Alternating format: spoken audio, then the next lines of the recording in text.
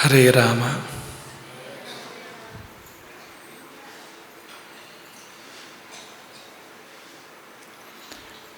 ಕರುಣರಸದ ಕೋಡಿ ವರಿವ ಕಟಾಕ್ಷದ ಪರತತ್ವ ವರೂಪವಾಲಾಪದ ವರ ಪುಣ್ಯಮಯ ಶರೀರದ ನಿರಾಭಾರಿ ಗುರುವಿರಲಿ ಎನ್ನ ಮಾನಸದಿ ಆ ಸದ್ಗುರುವಿರಲಿ ಎಮ್ಮ ಮಾನಸದಿ.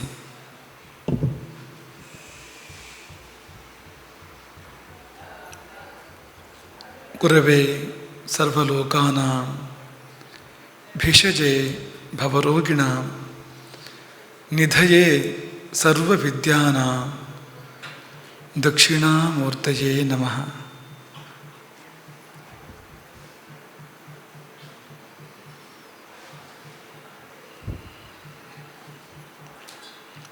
ಆಪದಾಮಪಹರ್ತಾರಂ ದಾತಾರಂ ಸರ್ವಸಂಪದಾಂ ಲೋಕಾಭಿರಾಮಂ ಶ್ರೀರಾಮಂ ಭೂಯೋ ಭೂಯೋ ನಮಾಮ್ಯಹಂ.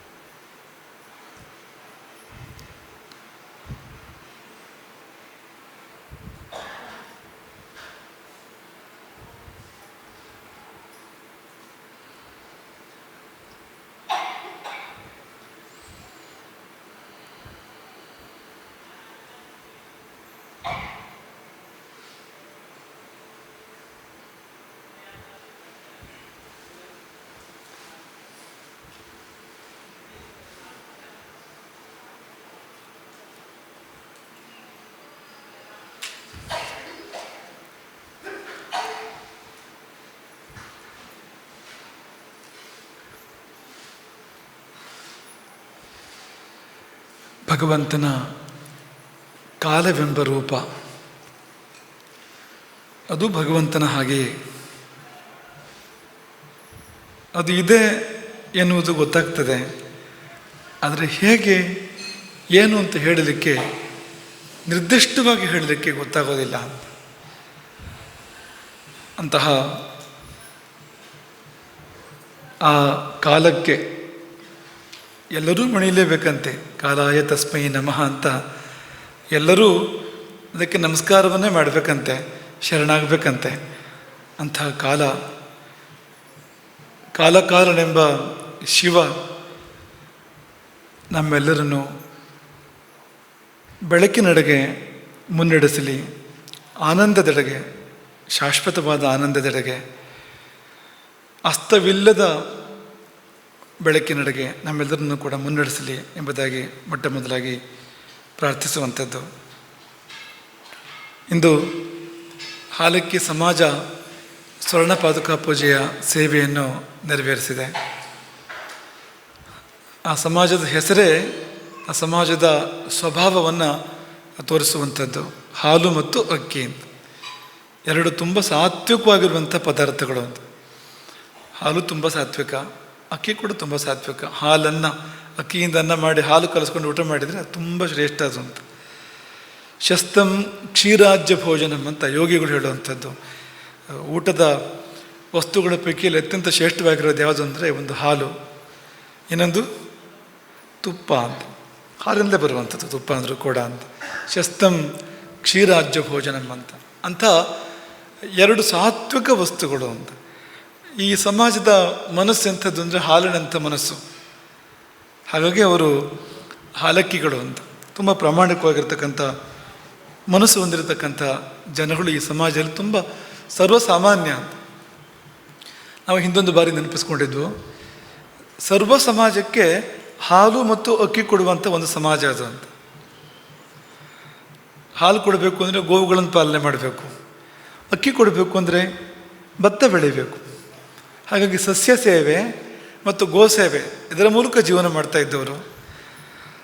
ಸಮಾಜವನ್ನು ಕೂಡ ಒಂದು ರೀತಿಯಿಂದ ಪೋಷಿಸ್ತಾ ಇದ್ದವರು ಅಂತ. ಸಮಾಜಕ್ಕೆ ದೇಹ ಪುಷ್ಟಿಗೆ ಬೇಕಾಗಿರುವಂಥ ಹಾಲು ಮತ್ತು ಅಕ್ಕಿಯನ್ನು ಕೊಟ್ಟು ಪೋಷಿಸ್ತಾ ಇರುವಂಥವ್ರು. ಇವತ್ತಿಗೂ ಹಾಲಕ್ಕಿಗಳಿಗೆ ಗೋವುಗಳು ಒಂದು ಪ್ರೀತಿ, ತುಂಬ ಪ್ರೀತಿಯಿಂದ ಗೋವುಗಳನ್ನು ಪಾಲನೆ ಮಾಡ್ತಾರೆ. ಇವತ್ತಿಗೂ ಭತ್ತ ಬೆಳೆಯುವಂಥವ್ರು ಇದ್ದಾರೆ ಹಾಲಕ್ಕಿಗಳಲ್ಲಿ. ಆ ಭತ್ತ ಬೆಳೆ ಅನ್ನೋದೇ ಅಪರೂಪ ಆಗ್ತಾ ಇದೆ. ಇವತ್ತಿನ ಸಮಾಜ ಎಂಥದ್ದು ಅಂದರೆ, ಊಟಕ್ಕೆ ಅಕ್ಕಿ ಬೇಕು, ಆದರೆ ಭತ್ತ ಬೆಳೆಯುವ ಅಭಿಪ್ರಾಯ ಯಾರಿಗೂ ಇಲ್ಲ. ಭತ್ತ ಬೆಳೆಯುವಲ್ಲೆಲ್ಲ ಅಡಿಕೆ ಬೆಳೀತಾ ಇದ್ದಾರೆ ಅಂತ ಸಂದರ್ಭ ಕಾಣ್ತಾ ಇದೆ. ನಾವೀಗ ವಾಣಿಜ್ಯ ಬೆಳೆಗಳನ್ನು ಬೆಳೀತಾ ಇದ್ದಾರೆ. ಮೊದಲು ಯಾವುದು ಬೇಕು ಅಂತ ಯೋಚನೆ ಮಾಡಬೇಕು ನಾವು. ಹಾಗಾಗಿ ಇಡೀ ಸಮಾಜವನ್ನು ಕೂಡ ಪೋಷಣೆ ಮಾಡಿರ್ತಕ್ಕಂಥ ಒಂದು ಸಮಾಜ ಹಾಲಕ್ಕಿ ಸಮಾಜ. ಪ್ರತಿ ವರ್ಷದಂತೆ ಈ ವರ್ಷವೂ ಇಡೀ ಸಮಾಜ ದೊಡ್ಡ ಸಂಖ್ಯೆಯಲ್ಲಿ ಎಲ್ಲರೂ ಕೂಡ ಬಂದು ಸೇವೆಯನ್ನು ಮಾಡಿದ್ದಾರೆ. ಪ್ರತಿ ವರ್ಷ ಪಾದುಕಾ ಪೂಜೆ ಮಾಡ್ತಾಯಿದ್ರು. ಈ ವರ್ಷ ಸ್ವರ್ಣ ಪಾದುಕಾ ಪೂಜೆಯನ್ನು ಮಾಡಿ ಪಾಲಕ್ಕಿ ಸೇವೆ ಇತ್ಯಾದಿಗಳಿಂದ ಕೂಡಿರ್ತಕ್ಕಂಥ ವಿಶೇಷವಾದ ವೈಭವದ ಪಾದಪೂಜೆಯನ್ನು ಮಾಡಿದ್ದಾರೆ. ಸಮಾಜಕ್ಕೂ ಕೂಡ ಬಂಗಾರದ ಕಾಲ ಬರಲಿ ಎಂಬುದಾಗಿ ನಾವು ಹಾರೈಸುವಂಥದ್ದು. ಈ ಸಮಾಜಕ್ಕೆ ಎಂದೂ ಹಾಲು ಅಕ್ಕಿಗೂ ತೊಂದರೆ ಆಗದೇ ಇರಲಿ ಮತ್ತು ಹಾಲು ಮನಸ್ಸಿಗೂ ಕೂಡ ಎಂದೂ ತೊಂದರೆ ಆಗದೇ ಇರಲಿ ಎಂಬುದಾಗಿ ಈ ಸಮಾಜವನ್ನು ಪ್ರೀತಿಯಿಂದ ಆಶೀರ್ವದಿಸ್ತೇವೆ. ಪ್ರವಚನ ನಡೀತಾ ಇದ್ದಿದ್ದು ಕಾಲದ ಕುರಿತಾಗಿ. ಇದು ಪ್ರವಚನ ಅಂತ ಹೆಸರಾದರೂ ಈ ವಿದ್ಯಾರ್ಥಿಗಳಿಗೆ ಪಾಠ ಇದು. ಹಾಗಾಗಿ ಕೆಲವೊಮ್ಮೆ ಏನಾಗ್ತದೆ ಅಂದರೆ, ಈ ನಿನ್ನೆ ಮೊನ್ನೆ ಬಾರದೇ ಇದ್ದವರು, ಹಿಂದಿನ ಪ್ರವಚನಗಳಿಗೆ ಬಾರದೇ ಇದ್ದವರಿಗೆ ಇದೊಂಥರ ಗ್ರೀಕ್ ಲ್ಯಾಟಿನ್ ಥರ ಕೇಳ್ತಾ ಇರ್ತದೆ ಅಂತ, ಹಿಂದೆ ಮುಂದೆ ಇಲ್ಲ ಅನ್ನೋ ಥರ ಕೇಳ್ತಾ ಇರ್ತದೆ. ಹಾಗಾಗಿ ಸ್ವಲ್ಪ ನಿಮಗೆ ಅಂದರೆ ಒಟ್ಟು ಇಲ್ಲಿಗೆ ಸೇರಿರ್ತಕ್ಕಂಥ ಜನರಿಗೆ ಸಹನ ಬೇಕಾಗ್ಬೋದು. ನೀವು ತುಂಬ ಸಾವಧಾನವಾಗಿ ಅರ್ಥ ಮಾಡ್ಕೊಳ್ಬೇಕಾದ ಸಂದರ್ಭಗಳು ಇರಬಹುದು. ಆದಷ್ಟು ಸರಳವಾದ ವಿಷಯಗಳನ್ನು ಸರಳವಾಗಿ ಹೇಳುವಂಥ ಪ್ರಯತ್ನ ಇರ್ತದೆ. ಆದರೂ ಕೂಡ ಏಕೆಂದರೆ ಈಗ ವಿದ್ಯಾರ್ಥಿಗಳಿಗೆ ಗಣಿತ ಅಂದರೆ ಏನೋ ಒಂದು ರೀತಿಯ ಸ್ವಲ್ಪ ಪೂರ್ವಗ್ರಹ ಇರ್ತದೆ. ಗಣಿತವೇ ಪ್ರೀತಿ ಅನ್ನೋಂಥವ್ರು ಇರ್ತಾರೆ, ಅವ್ರ ವಿಷಯ ಬೇರೆ. ಉಳಿದವರು ಗಣಿತ ಅಂದರೆ ಮೂಗು ಮುರಿತಾರೆ. ಗಣಿತ ಅಂದರೆ ಅದು ಯಾಕಿದೆಯಪ್ಪ ಇದೊಂದು ಅಂತ ಅನ್ನೋ ಹಾಗೆ ಕಷ್ಟಪಡ್ತಾರೆ. ಅಂಥದ್ದೇ ಒಂದು ಶಾಸ್ತ್ರ ಇದು. ಗಣಿತ ಪ್ರಧಾನವಾಗಿರುವಂಥ ಶಾಸ್ತ್ರ ಜ್ಯೋತಿಷ ಅಂದರೆ. ಈಗ ನಾವು ಲೆಕ್ಕ ಮಾಡ್ತಾ ಕೂರಬೇಕಾದ ಸಂದರ್ಭವೇ ಇಲ್ಲ, ಹಾಗಾಗಿಬಿಟ್ಟಿದೆ. ಎಲ್ಲ ಲೆಕ್ಕವನ್ನು ಕಂಪ್ಯೂಟರ್ ಮಾಡ್ತದೆ ಅಥವಾ ಮೊಬೈಲ್ ಫೋನ್ ಮಾಡ್ತದೆ. ಮಾಡಿ ನಮಗೆ ಅಡುಗೆ ಪೂರ್ತಿ ಸಿದ್ಧಪಡಿಸಿ ಊಟಕ್ಕೆ ಬಡಿಸಿ ಕೊಟ್ಬಿಡ್ತದೆ. ಇವತ್ತು ಜಾತಕವನ್ನು ತಯಾರು ಮಾಡಿ ಕೊಟ್ಬಿಡ್ತದೆ. ನಾವು ಚಿಕ್ಕವರಿದ್ದಾಗ ಜಾತಕವನ್ನು ಮಾಡುವುದನ್ನು ನಾವು ಕಲ್ತಿದ್ದು, ಜ್ಯೋತಿಷದಲ್ಲಿ ಕಲ್ತಿದ್ದು ಅಂದ್ರೆ ಅದೇ, ಉಳಿದಿದ್ದೆಲ್ಲ ಬಂದಿದ್ದು. ಆಮೇಲೆ ನಮ್ಮ ಪೂಜ್ಯರಾದ ಶಂಕರನಾರಾಯಣ ಜೋಯಿಸರಂಥವರು ಅದಕ್ಕೆ ಬೇಕಾದ ದೃಷ್ಟಿಯನ್ನು ಕೊಟ್ಟಿರುವಂಥದ್ದು. ಅದು ಮುಂದಿನ ವಿಷಯ. ಅದು ಆಗೆಲ್ಲ ಗಣಿತವನ್ನು ನಾವೇ ಮಾಡಬೇಕಾಗಿತ್ತು ಅಂತ. ಕೇರಳದ ದೈವಜ್ಞರು ದೊಡ್ಡ ದೊಡ್ಡ ಲೆಕ್ಕಗಳನ್ನು, ಭಾರೀ ದೊಡ್ಡ ದೊಡ್ಡ ಲೆಕ್ಕಗಳನ್ನು ಕವಡೆಯಿಂದ ಮಾಡ್ತಾರೆ. ಕವಡೆ ಲೆಕ್ಕ ಅಂತಲೇ ಪ್ರಸಿದ್ಧಿ. ಕವಡೆ ಇಟ್ಕೊಂಡಿರ್ತಾರಲ್ವ ಅವರು, ಅದರಲ್ಲೇ ಎಲ್ಲವನ್ನೂ ಮಾಡ್ತಾರೆ. ನಿಮಗೆ ಕ್ಯಾಲ್ಕ್ಯುಲೇಟರ್ ಮೂಲಕ ಮಾಡೋಕ್ಕೆ ಸಹ ಸ್ವಲ್ಪ ಒಂಚೂರು ಆ ಕಡೆ ಈ ಕಡೆ ಆಗ್ಬೋದು. ಅಂಥ ಲೆಕ್ಕಗಳನ್ನು ಕೂಡ ಲೀಲಾಜಾಲವಾಗಿ ಕವಡೆಗಳಲ್ಲಿ ಮಾಡ್ತಾರೆ. ಹಾಗಿತ್ತು ನಮ್ಮ ದೇಶದ ಒಂದು ಗಣಿತ ವ್ಯವಸ್ಥೆ ಒಂದು ಕಾಲದಲ್ಲಿ. ಹಾಗಾಗಿ ಅಂಥ ಗಣಿತವನ್ನು ಆಧಾರವಾಗಿಟ್ಕೊಂಡು ಗ್ರಹಗಳ ಗತಿಯನ್ನು ಅಳಿತಕ್ಕಂಥ ಒಂದು ಶಾಸ್ತ್ರ ಅಂತ. ಇಲ್ಲಿ ಕೂತು ಲೆಕ್ಕ ಹಾಕಿ ಇಷ್ಟು ಹೊತ್ತಿಗೆ, ಅಂದರೆ ಇಂಥ ತಿಂಗಳು ಇಂಥ ದಿನ ಇಷ್ಟು ಹೊತ್ತಿಗೆ ಬುಧ ಇಲ್ಲಿಯೇ ಇರ್ತಾನೆ, ಚಂದ್ರ ಇಲ್ಲಿಯೇ ಇರ್ತಾನೆ, ಇದೇ ಹೊತ್ತಿಗೆ ಗ್ರಹಣ ಆಗ್ತದೆ ಅಂತ. ಎಷ್ಟು ಸೊಗಸು ನೋಡಿ, ಎಷ್ಟು ಅದ್ಭುತ ನೋಡಿ ಅಂತ. ಅಂಥ ಒಂದು ಶಾಸ್ತ್ರ. ಹಾಗಾಗಿ ಗಣಿತ ಅಂದರೆ ಹೇಗೋ ಹಾಗೆ. ಗಣಿತ ಇಷ್ಟ ಆಗೋರಿಗೆ ತುಂಬ ಇಷ್ಟ, ಕಷ್ಟವಾಗೋರಿಗೆ ತುಂಬ ಕಷ್ಟ ಅಂತ ಅಂಥದ್ದು. ಆದರೆ ಹೇಳುವಂತೆ ಹೇಳಿದರೆ, ಕೇಳುವಂತೆ ಕೇಳಿದರೆ ತುಂಬ ಸುಲಭವೂ ಹೌದು, ತುಂಬ ಆಸ್ವಾದನೀಯ, ತುಂಬ ರುಚಿಕರವೂ ಕೂಡ ಹೌದು. ರುಚಿಕರ ಯಾರ ಹಾಗೆ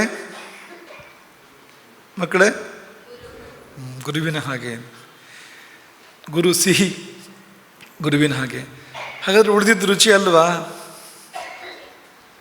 ರುಚಿಯೇ. ಕಹಿ ಕೂಡ ರುಚಿಯೇ, ಹೌದಾ ಅಲ್ವಾ? ಷಡ್ರಸಗಳಲ್ಲಿ ಅದು ಕೂಡ ಒಂದು ತಾನೆ. ಅದರ ಮಾತ್ರೆಯಲ್ಲಿ, ಅದರ ಪ್ರಮಾಣದಲ್ಲಿ ಅದಿದ್ದರೆ, ಜೊತೆಗೆ ಬೇಕಾದ ಪರಿಮಳಗಳು ಸೇರಿದರೆ ಕಹಿ ಕೂಡ ರುಚಿಯಾಗ್ತದೆ. ಹುಳಿ ರುಚಿಯೇ, ಹುಳಿಯೂ ಕೂಡ. ಆದರೆ ಪ್ರಮಾಣದ ಒಳಗಡೆ ಇರಬೇಕು ಅದು ಅಂತ. ಸ್ವಲ್ಪ ಹುಳಿ ಜಾಸ್ತಿ ಆದರೆ ಊಟ ರುಚಿಯಲ್ಲ, ಹಾಗೆ ವ್ಯಕ್ತಿಗೆ ಹುಳಿ ಜಾಸ್ತಿ ಆದರೆ ಮನುಷ್ಯನಿಗೆ, ಹುಳಿ ಅಂದರೆ ಗೊತ್ತಾಗತ್ತಲ್ಲ ನಿಮಗೆ, ಮನುಷ್ಯನಿಗೂ ಹುಳಿ ಜಾಸ್ತಿ ಆದರೆ ಆ ಮನುಷ್ಯನು ಕೂಡ ಗ್ರಾಹ್ಯನಾಗೋದಿಲ್ಲ. ಈಗ ಅತಿ ಹುಳಿ ಹೇಗೆ ವರ್ಜ್ಯ ದೂರ ಅಂತ ಆಗ್ತದೋ, ಹುಳಿ ಹೆಚ್ಚಾದ ಮನುಷ್ಯನು ಕೂಡ ಸಮಾಜದಿಂದ ಹಾಗೆ ದೂರ ಆಗ್ತಾನೆ, ಯಾರೂ ಅವನನ್ನು ಇಷ್ಟಪಡೋದಿಲ್ಲ. ಹಾಗೆ ಇನ್ನು ನಿಮಗೆ ರಾಶಿಗಳು ಸೂಚಿಸುವ ಸ್ಥಳಗಳ ಬಗ್ಗೆ ಹೇಳಿದ್ವು. ಯಾವ ರಾಶಿ ಯಾವ ಸ್ಥಳವನ್ನು ಸೂಚನೆ ಮಾಡುತ್ತೆ ಅನ್ನೋದನ್ನು ನಿಮಗೆ ಹೇಳಿದ್ವು. ಒಂದೇ ಶ್ಲೋಕದಲ್ಲಿ ಅದನ್ನು ನಾವು ತಿಳ್ಕೊಳ್ಳೋಕೆ ಸಾಧ್ಯ ಇದೆ ಅಂತ. 12 ರಾಶಿಗಳನ್ನು ಒಂದೇ ಶ್ಲೋಕದಲ್ಲಿ ತಂದಿರುವಂಥದ್ದಿದೆ. ನಿಮಗೆ ಒಂದು ಕುಂಡಲಿಯನ್ನು ಈಗ ನಮ್ಮ ಸುರೇಶ್ ಭಟ್ರು ತೋರಿಸ್ತಾರೆ. ಕುಂಡಲಿ ನೋಡಿ, ನಿಜವಾಗಿ ಅದೊಂದು ಶ್ಲೋಕ, ಅದು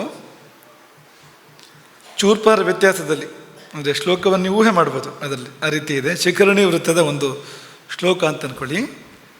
ಅರಣ್ಯೇ ಕೇದಾರೆ ಶಯನ ಭವನೆ ಶುಭ್ರ ಸಲಿಲೆ ಗಿರವು ಪಾಥ ಸಸ್ಯಾನ್ವಿತ ಭುವಿ ವಿಷಾಂ ಧಾಮ್ನಿ ಸುಶಿರೆ ಜನಾಧೀಶ ಸ್ಥಾನೆ ಸಜಲ ವಿಪಿನೆ ಧಾಮ್ನಿ ವಿಚರತ್ ಕುಲಾಲೆ ಕೀಲಾಲೆ ವಸತಿ ರುದಿತ ಮೇಷಭವನಾತ್. ಮೇಷದಿಂದ ಪ್ರಾರಂಭ ಮಾಡಿ ಒಂದೊಂದು ರಾಶಿ ಕೂಡ ಇದನ್ನು ಸೂಚನೆ ಮಾಡ್ತದೆ ಅಂತ. ಮೇಷರಾಶಿ ಅರಣ್ಯೇ ಏನನ್ನು ಸೂಚನೆ ಮಾಡುತ್ತೆ ಮೇಷರಾಶಿ? ಮೇಷ ಅಂದರೆ ಕಾಡು. ಆಮೇಲೆ ಮುಂದಿನ ರಾಶಿ ವೃಷಭ ರಾಶಿ ಕೇದಾರೆ. ಕೇದಾರ ಅಂದರೆ ಏನು? ಈಗ ತಾನೇ ಹಾಲಕ್ಕಿಗಳ ಬಗ್ಗೆ ನಾವು ಹೇಳಿದ್ವಲ್ವಾ, ಗದ್ದೆ ಅಂತ ಕೇದಾರ ಅಂದರೆ ಅಂತ. ಹಾಗಾಗಿ ಮೇಷರಾಶಿ ಅಂದರೆ ಕಾಡು, ವೃಷಭ ರಾಶಿ ಅಂದರೆ ಗದ್ದೆ. ಶಯನ ಭವನೆ ಮಿಥುನ ರಾಶಿ. ಶಯನ ಭವನೆ ಅಂದ್ರೇನು? ಮಲಗೋ ಕೋಣೆ ಅಂತ. ಮಿಥುನ ರಾಶಿ ಅಂದರೆ ಮಲಗೋ ಕೋಣೆ ಅಂತ. ಶುಭ್ರ ಸಲಿಲೆ. ಶುಭ್ರ ಸಲಿಲೆ ಅಂದ್ರೇನು?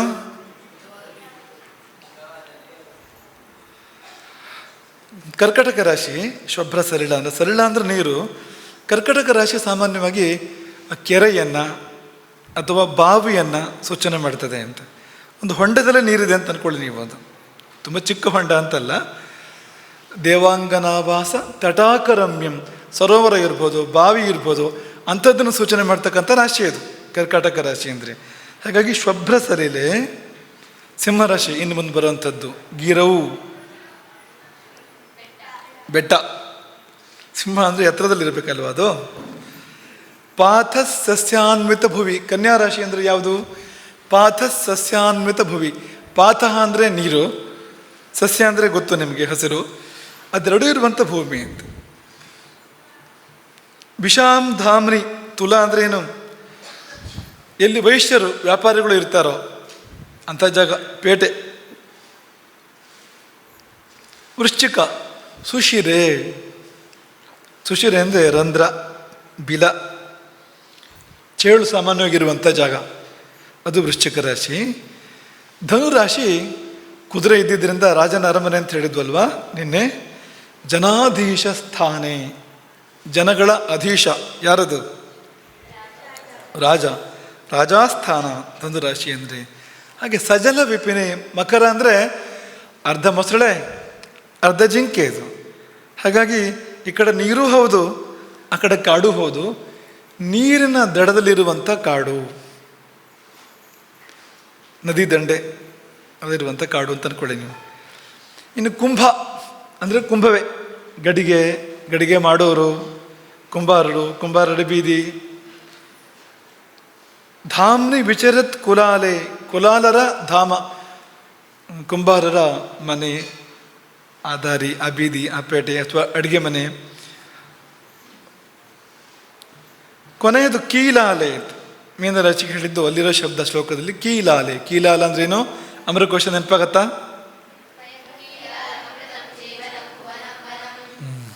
ಏನರ್ಥ? ನೀರು ಅಂತ. ಕೀಲಾಲ ಅಂದರೆ ನೀರು ಅಂತ. ಹಾಗಾಗಿ ಮೀನರಾಶಿಗೆ ನೀರು ಅಂತ ಈ ಶ್ಲೋಕ ನೆನಪಿಟ್ಕೊಳ್ಳಿ. ಅರಣ್ಯೇ ಕೇದಾರೇ ಶಯನಭವನೇ ಶುಭ್ರ ಸರಿಲೆ ಒಂದು ಪಾದ ಆಯಿತು. ಇರವು ಪಾದಸಸ್ಯಾನ್ವಿತ ಭುವಿ ವಿಷಾಂ ಧಾಮ್ನಿ ಸುಶಿರೆ ಎರಡು ಪಾದ ಆಯಿತು.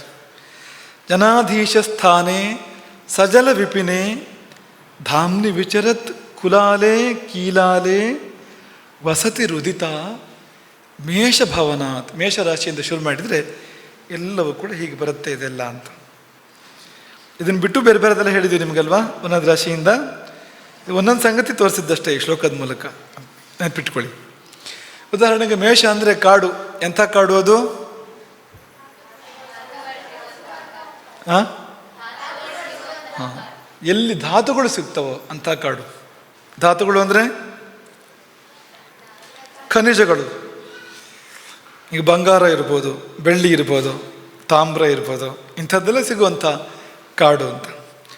ಆಗಲಿ, ಈಗ ಜಲರಾಶಿಗಳು ಯಾವುದೆಲ್ಲ ಹೇಳ್ತೀರಾ ಇಲ್ಲಿ? ಕರ್ಕಾಟಕ, ಕನ್ಯಾ, ಮೀನ. ಮಕರವು ಕೂಡ ಹೌದು. ವೃಶ್ಚಿಕವೂ ಕೂಡ ಜಲರಾಶಿ ಅಂತ ಹೇಳ್ತಾರೆ. ಆದರೆ ತುಂಬ ಸಣ್ಣ ನೀರದು, ಏಡಿ ಅಥವಾ ಚೇಳು ಹೋಗುವಂಥ ಹೊಂಡ ಇರುತ್ತಲ್ಲ, ಪುಟ್ಟ ಅಲ್ಲಿರೋಂಥ ನೀರು ಅಂತ ಅಷ್ಟೇ ಅಂತ, ತುಂಬ ಚಿಕ್ಕ ನೀರು ಅಂತ.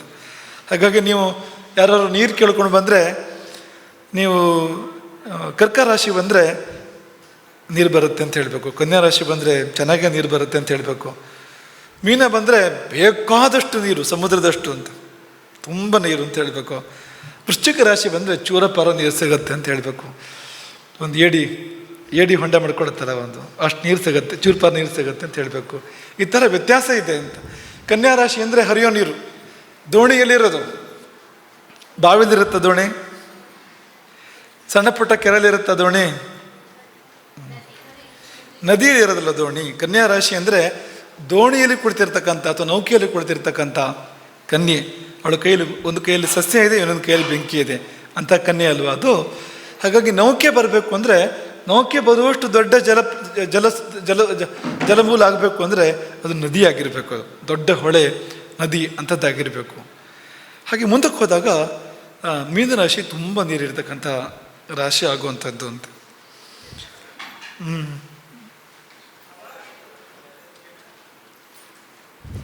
ಇನ್ನು ರಾಶಿಗಳ ಲಕ್ಷಣವನ್ನು ಸ್ವಲ್ಪ ಹೇಳ್ತೀವಿ ನಿಮಗೆ ಇವತ್ತು. ನೀವೆಲ್ಲ ಬೇರೆ ಬೇರೆ ರಾಶಿಯವರು ಹೇಳ್ತೀರಿ, ಎಲ್ಲವನ್ನೂ ಹೇಳಲ್ಲ, ಸ್ವಲ್ಪ ಹೇಳ್ತೀವಿ. ಮೇಷರಾಶಿಯವರು ಹೇಗಿರ್ತಾರೆ ಎಲ್ಲ ಹೇಳಿದ್ರೆ ನೀವು ಒಬ್ರಿಗೊಬ್ರು ಛೇಡ್ಸೋಕೆ ಶುರು ಮಾಡ್ತೀರಿ ಮತ್ತು ನಾಳೆಯಿಂದ. ಹಾಗಾಗಿ ಎಲ್ಲವನ್ನೂ ಹೇಳಲ್ಲ, ಛೇಡ್ಸೋಕೆ ಬರೋಂಥದ್ದನ್ನೆಲ್ಲ ಹೇಳಲ್ಲ ಅಂತ ತೀರ್ಮಾನ ಮಾಡ್ಕೊಂಡಿದ್ದೀವಿ. ಅದನ್ನು ಬಿಟ್ಟು ಉಳಿದಿದ್ದನ್ನು ಹೇಳೋದು ಅಂತ. ಮತ್ತು ಇಲ್ಲಿ ಹೇಳೋಂಥ ಫಲ ಪೂರ್ತಿ ಬರುತ್ತೆ ಅಂತಿಲ್ಲ. ಯಾಕೆ ಬರುತ್ತೆ ಅಂತಿಲ್ಲ ಅಂದರೆ, ರಾಶಿಗೆ ಬಲ ಇರಬೇಕು, ನಿಮ್ಮ ರಾಶಿಗೆ ಬಲ ಇರಬೇಕು, ರಾಶಿಯ ಅಧಿಪತಿಗೆ ಬಲ ಇರಬೇಕು, ಚಂದ್ರನಿಗೆ ಬಲ ಇರಬೇಕು, ಆವಾಗ ಪೂರ್ತಿ ಫಲ ಬರುವಂಥದ್ದು. 3ರಲ್ಲಿ 2ಕ್ಕೆ ಬಲ ಇದೆ ಅಂದರೆ 3ನೇ 1 ನಿಮಿಷ ಬಲ ಕಡಿಮೆ ಆಯಿತು, ಫಲನೂ ಕಡಿಮೆ ಆಗತ್ತೆ. 3ರಲ್ಲಿ 1ಕ್ಕೆ ಬಲ ಇದೆ ಅಂದರೆ ಮತ್ತೂ ಕಡಿಮೆ ಆಯಿತು. 3ಕ್ಕೂ ಬಲ ಇಲ್ಲ ಅಂತಂದರೆ ಈ ಫಲ ಚೂರು ಬರ್ಬೋದು, ಜಾಸ್ತಿ ಫಲ ಬರಲ್ಲ ಅಂತ. 3ಕ್ಕೂ ತುಂಬ ಬಲ ಇದ್ದರೆ ದೋಷಗಳು, ದುಷ್ಫಲಗಳಿದೆ ರಾಶಿಗಳಿಗೆ, ಅವೆಲ್ಲ ಬರಲ್ಲ ಅಂತ. ರಾಶಿಗೆ ಬಲ ಬರೋದು ಹೇಗೆ ಅಂದರೆ, ರಾಶಿಗೆ ಶುಭ ಯೋಗ ಇದ್ದರೆ, ಒಂದು ರಾಶಿಯಲ್ಲಿ ಒಳ್ಳೆ ಶುಭ ಗ್ರಹಗಳು ಬಂದರೆ, ಶುಭ ಗ್ರಹಗಳನ್ನು ನೋಡಿದರೆ ಆಗ ರಾಶಿಗೆ ಶಕ್ತಿ ಬರುವಂಥದ್ದು. ಅಥವಾ ರಾಶಿಯ ಅಧಿಪತಿ ನೋಡಿದರೆ, ರಾಶಿಯ ಅಧಿಪತಿ ರಾಶಿಯಲ್ಲಿ ಬಂದು ಕೂತ್ಕೊಂಡ್ರೆ ಆಗ ರಾಶಿಗೆ ಬಲ ಬರುವಂಥದ್ದು. ಅಧಿಪತಿಗೆ ಬಲ ಬರೋದು ಹೇಗೆ ಅಂತ ಗೊತ್ತು ನಮಗೆ. ಅಧಿಪತಿ ಸ್ವಕ್ಷೇತ್ರದಲ್ಲಿದ್ದರೆ, ಉಚ್ಚನಾಗಿದ್ದರೆ ಬಲ ಬರುವಂಥದ್ದು ಅಧಿಪತಿಗೆ. ಹಾಗೆ ಚಂದ್ರನಿಗೆ ಬಲ ಇರಬೇಕು. ಚಂದ್ರನಿಗೆ ಬಲ ಬರೋದು ಯಾವಾಗ? ಹುಣ್ಣಿಮೆ ಹತ್ತಿರ ಆಗಬೇಕು, ಆಗ ಚಂದ್ರನಿಗೆ ಬಲ. ಇದೆಲ್ಲ ಇದೆ, ಚಂದ್ರನಿಗೂ ಸ್ವಕ್ಷೇತ್ರ ಇದೆ, ಉಚ್ಚ ಇದೆ, ಎಲ್ಲ ಇದೆ. ಆದರೆ ಹುಣ್ಣಿಮೆ ಹತ್ತಿರ ಆದಾಗ ವಿಶೇಷ ಬಲ ಚಂದ್ರನಿಗೆ. ಹೀಗೆಲ್ಲ ಇದ್ದಾಗ ಪೂರ್ಣ ಫಲ. ನೆನ್ಪಿಟ್ಕೊಳ್ಳಿ, ಹೀಗೆ ಬರಬೇಕು ಅಂತಿಲ್ಲ. ಬೇರೆ ಗ್ರಹಗಳು ನಲ್ಲಿಫೈ ಮಾಡ್ಬೋದು ಒಂದು ಫಲವನ್ನು. ಈಗ ನಾವು ಚಂದ್ರನೊಬ್ಬನ ಫಲ ಹೇಳ್ತಾ ಇರುವಂಥದ್ದು. ರಾಶಿ ಅಂದ್ರೇನು? ಚಂದ್ರ ನೀವು ಹುಟ್ಟುವಾಗ ಯಾವ ರಾಶಿಯಲ್ಲಿ ಇದ್ನೋ ಅದು ನಿಮ್ಮ ರಾಶಿ. ಹಾಗಾಗಿ ಅದು ಒಂದು ಗ್ರಹದ ಫಲವೇ ಪೂರ್ಣ ಅಲ್ಲ. ಆ ಚಂದ್ರಗ್ರಹದ ಫಲವನ್ನು ಉಳಿದ ಗ್ರಹಗಳು ವ್ಯತ್ಯಾಸ ಮಾಡ್ಬೋದು, ಮಾಡೋಕ್ಕೆ ಅವಕಾಶ ಇರುತ್ತೆ. ಇಷ್ಟು ನಿಮ್ಮ ಮನಸ್ಸಲ್ಲಿ ಇರಬೇಕು. ಏನೇನು ಬರುತ್ತೋ, ಏನೇನು ಕೂಡಿ ಬರುತ್ತೋ ಬರುತ್ತೆ, ನೋಡ್ಕೊಳ್ಳಿ ಅದನ್ನು ಅಂತ. ಮೇಷರಾಶಿ ಆದರೆ ಅವರ ಕಣ್ಣು ವೃತ್ತಾಕಾರವಾಗಿರೋ ಸಂಭವ, ಮತ್ತು ಸುತ್ತ ಕೆಂಪಿರೋ ಸಂಭವ ಅಂತ ಕಣ್ಣು ಅಂತ. ವೃತ್ತ ಆತಾಮ್ರ ದೃಕ್ ಅಂತ, ಕಣ್ಣಿನ ಸುತ್ತ ರಾಮನನ್ನು ವರ್ಣನೆ ಮಾಡಬೇಕಾದ್ರೆ ಪರ್ಯಂತ ರಕ್ತಾಕ್ಷ ಅಂತ, ಸುತ್ತ ಕೆಂಪು, ಪೂರ್ತಿ ಕೆಂಪಾದರೆ ರಾವಣ, ಅದು ಇಡೀ ಕಣ್ಣು ಪೂರ್ತಿ ಕೆಂಪಿದ್ರೆ ರಾಮ ಅಲ್ಲ ಅದು. ರಾಮ ಹೇಗೆ ಅಂದರೆ ರಕ್ತಾಂತಲೋಚನ ಅಂತ, ತುದಿ ಕೆಂಪು ಅಥವಾ ಅಂಚು ಕೆಂಪು ಹಾಗೆ ಬರಬೇಕಲ್ವಾ. ಈ ಮೇಷರಾಶಿಗೆ ಬೇರೆಲ್ಲ ಕೂಡಿ ಬಂದರೆ ಮೇಷರಾಶಿಗೆ ಆ ಕಣ್ಣು ಸುತ್ತ ಕೆಂಪಾಗುವಂಥ, ಕಣ್ಣಿನಲ್ಲಿ ಒಂದು ಕೆಂಪು ರೇಖೆ ಬರೋಂಥ ಅವಕಾಶ ಇರುತ್ತೆ ಅಂತ. ಮತ್ತು ಈ ಮೇಷರಾಶಿಯವರು ಅವರಿಗೆ ಬಿಸಿ ತಿನ್ನೋದು ಅಂದರೆ ಇಷ್ಟ ಅಂತ, ಬಿಸಿ ಬಿಸಿ ಬೇಕು ಅಂತ ತಿನ್ನಬೇಕಾದ್ರೆ ಅಂತ ಅವರಿಗೆ ಅಂತ. ಉಷ್ಣ ಶಾಖ ತರಕಾರಿಗಳು, ಶಾಖ ಅಂದರೆ ಸೊಪ್ಪುಗಳು, ತರಕಾರಿಗಳು, ಆಡಿನ ಥರನೇ ಮೇಷ ಅಂದರೆ ಆಡಲ್ವಾ. ಹಾಗಾಗಿ ಹೆಚ್ಚು ಶಾಕಾಹಾರಿಗಳು ಅಂತ, ಶಾಖದ ಕಡೆ ಹೆಚ್ಚು ಒಲವಿರ್ತಕ್ಕಂಥವ್ರು ಅಂತ. ಲಘು ಬುಕ್ ಅಂದರೆ ಅವರು ಊಟ ಸ್ವಲ್ಪ ಲಘು ಅಂತ, ಕನ್ನಡದ ಲಘು ಅಲ್ಲ, ಕನ್ನಡದ ಲಘುನೂ ಆಗ್ಬೋದು, ಸಂಸ್ಕೃತದ ಲಘು. ಲಘು ಅಂದ್ರೇನು? ಹಗುರ ಅಂತ, ಹೊಟ್ಟೆ ಬಿರಿಯುವಷ್ಟು ಊಟ ಮಾಡೋದಲ್ಲ ಅಂತ ಅಲ್ವಾ. ಊಟ ಮಾಡಬೇಕಾದ್ರೆ ಹೊಟ್ಟೆ ತುಂಬ ಊಟ ಮಾಡೋದು ಅಂತ ಒಂದು, ಹೊಟ್ಟೆ ತುಂಬ ಎದೆವರೆಗೆ ಬರೋಷ್ಟು ಊಟ ಮಾಡೋದು ಅಂತ ಇನ್ನೊಂದು, ಆಮೇಲೆ ಕಂಠಮಟ್ಟ ಅಂತ ಹೇಳ್ತಾರಲ್ಲ, ಕೇಳಿದಿರ ನೀವು ಶಬ್ದನ? ಕುತ್ತಿಗೆವರೆಗೆ ಬರೋಷ್ಟು ಊಟ ಮಾಡೋದು ಅಂತ. ಆಮೇಲೆ ಮುಂದಿಂದು ಏನಿಲ್ಲ, ಹೊರಗೆ ಬರೋಷ್ಟು ಅಂತ. ಊಟ 2 ನಿಮಿಷದಲ್ಲಿ ಅಥವಾ ಊಟಕ್ಕೆ ಕೂತಾಗಲೇ ವಾಂತಿ ಬರೋಷ್ಟು, ಹೀಗೆಲ್ಲ ನಾವು ವೈವಿಧ್ಯ ಹೇಳ್ಬೋದಲ್ವಾ. ಈ ಮೇಷರಾಶಿಯವರು ಏನಂದರೆ ಹೊಟ್ಟೆ ತುಂಬ ಕೂಡ ಊಟ ಮಾಡಲ್ಲ ಅವರು ಅಂತ. ಹೊಟ್ಟೆ ತುಂಬಕ್ಕಿಂತ ಮುಂಚೆನೇ ಹೇಳ್ತಾರೆ ಅವರು, ಇನ್ನೂ ಸ್ವಲ್ಪ ಕಡಿಮೆ ಇರುತ್ತೆ. ಹಾಗಾಗಿ ಲಘು ಭೋಜಿಗಳು, ಹಾಗಾಗಿ ಊಟನೂ ಬೇಗ ಆಗ್ಬೋದು ಅವರಿಗೆ. ಈ ಆಡು ತಿನ್ನೋ ಕ್ರಮ ನೋಡಿ, ಆಡು ಏನು ಹಿಂಗೆ ತಿನ್ನುತ್ತಾ ಎಲ್ಲದನ್ನು, ಸಿಂಹ ತಿಂದಾಗೆ ಅಲ್ಲ ಅಲ್ವಾ, ತುದಿ ತುದಿ ತುದಿ ತಿಂತ ಹೋಗುತ್ತಲ್ವಾ. ಆ ತರಹ ಲಘು ಭೋಜಿಗಳಾಗಿರ್ತಾರೆ ಅವರು.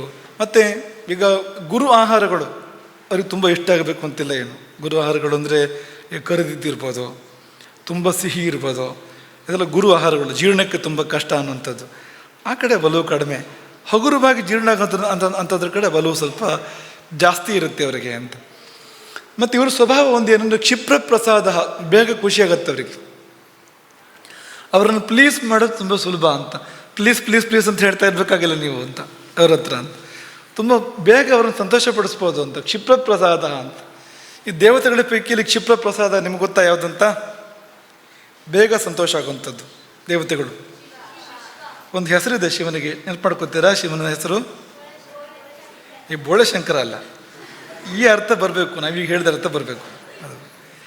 ಆಶುತೋಷ ಅಂತ ಕರೀತಾರೆ ಶಿವನನ್ನು. ಆಶುತೋಷ ಕೇಳಿಲ್ವ ಈ ಶಬ್ದ ನಿಮ್ಮ? ಆಶು ಅಂದರೆ ಬೇಗ, ತೋಷ ಅಂದರೆ ಸಂತೋಷ. ಬೇಗ ಸಂತೋಷ ಆಗತ್ತೆ, ನಿಮ್ಮನ್ನು ತುಂಬ ಪೀಡಿಸಿ ಕಳಿಸಿ ಮಾಡಲ್ಲ ಶಿವ ಅಂತ. 3 ಎಲೆ ಕೊಲೆಯುವ ಮುಕ್ಕಣ್ಣ, 3 ಎಲೆ ಯಾವುದು ಹೇಳಿ? ಅಷ್ಟಕ್ಕೆ ಸಂತೋಷ ಆಗುತ್ತೆ ಅವನಿಗೆ ಅಂತ. ನೀವು ಚಿನ್ನದ ಬಿಲುಪತ್ರನೇ ಹಾಕಬೇಕು ಅಂತಿಲ್ಲ, ಸಾದಾ ಬಿಲುಪತ್ರ ಹಾಕಿದ್ರು ಖುಷಿ ಪಡ್ತಾನೆ. ಹಾಗೆ ಈ ಮೇಷರಾಶಿಯವರು ಕೂಡ ಬೇಗ ಸಂತೋಷ ಪಡ್ತಕ್ಕಂಥವ್ರು ಅಂತ. ಅಟನಃ, ಸ್ವಲ್ಪ ಕೂತಲು ಕೂರೋರಲ್ಲ ಇವರು ಮೇಷರಾಶಿಯವರು. ಇವ್ರಿಗೆ ಓಡಾಟ ಇರುತ್ತೆ ಅವರಿದ್ದು ಅಂತ, ಆ ಕಡೆ ಈ ಕಡೆ ಓಡಾಡ್ತಾ ಇರ್ತಾರೆ, ಅಥವಾ ಊರಿಂದೂರು ಸಂಚಾರ ಪ್ರಿಯರು, ಸಂಚಾರ ಮಾಡ್ತಕ್ಕಂಥ ಶೀಲ ಅವರಿಗೆ ಇರುತ್ತೆ ಅಂತ. ಅಪೇಕ್ಷೆಗಳು ಜಾಸ್ತಿ, ಕಾಮಿ, ದುರ್ಬಲ ಜಾನುಹು ಅಂದರೆ ಇವರಿಗೆ ಮಂಡಿ ನೋವು ಬರೋ ಸಾಧ್ಯತೆ, ಇವರು ಮಂಡಿಗಳು ಸ್ವಲ್ಪ ದುರ್ಬಲ ಅಂತ. ದುರ್ಬಲ ಜಾನುಹು. ಅಸ್ಥಿರ ಧನ, ಹಣಕಾಸು ಸ್ಥಿರ ಅಲ್ಲ ಇವರಿಗೆ. ದುಡ್ಡು ಕೆಲವು ಸಾರಿ ಇರುತ್ತೆ, ಕೆಲವು ಸಾರಿ ಇರೋದಿಲ್ಲ. ಸಂಪತ್ತು ಶಾಶ್ವತ ಅಲ್ಲ ಇವರಿಗೆ, ಸಂಪತ್ತು ಯಾರಿಗೂ ಶಾಶ್ವತ ಅಲ್ಲ. ಅದರಲ್ಲೂ ಈ ರಾಶಿಯವರಿಗಂತೂ ಸಂಪತ್ತು ಬರುತ್ತೆ ಹೋಗುತ್ತೆ ಅನ್ನೋ ಥರ ಆಗ್ತಾ ಇರುತ್ತೆ ಅಂತ. ಕೆಲವು ಸಾರಿ ರಾಜರಾಗಿರ್ತಾರೆ, ಕೆಲವು ಸಾರಿ ಬಸ್ ಚಾರ್ಜಿಗೂ ದುಡ್ಡಿರಲ್ಲ, ಇಂಥ ಸಂದರ್ಭ ಇರುತ್ತೆ ಅಂತ. ಅಂದರೆ ಹೀಗೆ ಆಗಬೇಕು ಅಂತಲ್ಲ, ಸಂಪತ್ತು ಸ್ಥಿರ ಅಲ್ಲ ಅಂತ ಅಷ್ಟು ಇಟ್ಕೊಳ್ಳಿ ಅಂತ. ಶೂರ, ಮೇಷರಾಶಿ ಕುಜ ಅಧಿಪತಿ ಮೇಷರಾಶಿಗೆ, ಹಾಗಾಗಿ ಸ್ವಲ್ಪ ಶೌರ್ಯ ಇರುತ್ತೆ ಅವರಿಗೆ ಅಂತ. ಅಂಗನಾ ವಲ್ಲಭ, ಹೆಣ್ಮಕ್ಳಿಗೆ ಇವ್ರ ಬಗ್ಗೆ ಪ್ರೀತಿ ಇರುತ್ತೆ ಅಂತ. ಅಂಗನ ವಲ್ಲಭ ಅಂದರೆ ಅಂಗನೆಯರಿಗೆ ಇವರು ವಲ್ಲಭರಾಗಿರ್ತಾರೆ ಅಂತ. ಸೇವಾಜ್ಞ ಇವ್ರದ್ದೊಂದು ವಿಶೇಷ ಏನಂದರೆ ಬೇರೆಯವ್ರನ್ನ ಹೇಗೆ ಸೇವೆ ಮಾಡಿ ಒಲಿಸ್ಕೋಬೇಕು ಅಂತ ಚೆನ್ನಾಗಿ ಗೊತ್ತು ಇವರಿಗೆ ಅಂತ. ಅಂದರೆ ಸೇವೆ ಮಾಡೋ ವಿಧಾನಗಳನ್ನು ಬಲ್ಲವರು ಅಂತ. ಗುರುಗಳ ಸೇವೆ, ಹಿರಿಯರ ಸೇವೆ, ಅಥವಾ ರಾಜನ ಸೇವೆ, ದೇವರ ಸೇವೆ ಅಂತೆಲ್ಲ ಬರುತ್ತಲ್ವ, ನಮಗಿಂತ ದೊಡ್ಡವರು ಅವರ ಸೇವೆ ಮಾಡುವಂಥದ್ದು, ಅದರಲ್ಲಿ ಕೌಶಲ್ಯ ಇರುವ ಸಾಧ್ಯತೆ ಇವರಿಗೆ ಅಂತ. ಸೇವಾಜ್ಞ. ಕುನಖಿ, ಉಗುರು ಚೆನ್ನಾಗಿಲ್ಲದೆ ಇರ್ಬೋದು ಅಂತ ಇವರಿದ್ದು ಅಂತ. ಉಗುರು ಸುಂದರವಾಗಿಲ್ಲದೆ ಇರ್ಬೋದು ಅಂತ. ಕುನಖಿ. ವರ್ಣಾಂಕಿತ ಶಿರಾಹ, ತಲೆಯಲ್ಲಿ ಒಂದು ಗಾಯದ ಗುರುತು ಅಂಥದ್ದು ಏನಾದ್ರು ತಲೆಯಲ್ಲಿ ಇರ್ಬೋದು. ಹೀಗೆ ಜ್ಯೋತಿಷಿಗಳು ಹೇಳೋಂಥದ್ದು, ಇಂಥದ್ದು ಯಾರು ಇಟ್ಕೊಂಡು ಹೇಳ್ತಾ ಇರ್ತಾರೆ. ತಲೆಯಲ್ಲಿ, ನೆತ್ತಿಯಲ್ಲಿ ಏನಾದ್ರು ಒಂದು ಗುರುತು, ವ್ರಣದ ಗುರುತು, ಅದು ಒಳ್ಳೆ ಗುರುತು ಅಂತಲ್ಲ, ಅದು ಗಾಯದ ಗುರುತು ಅಂಥದ್ದು ಇರ್ಬೋದು ಅಂತ.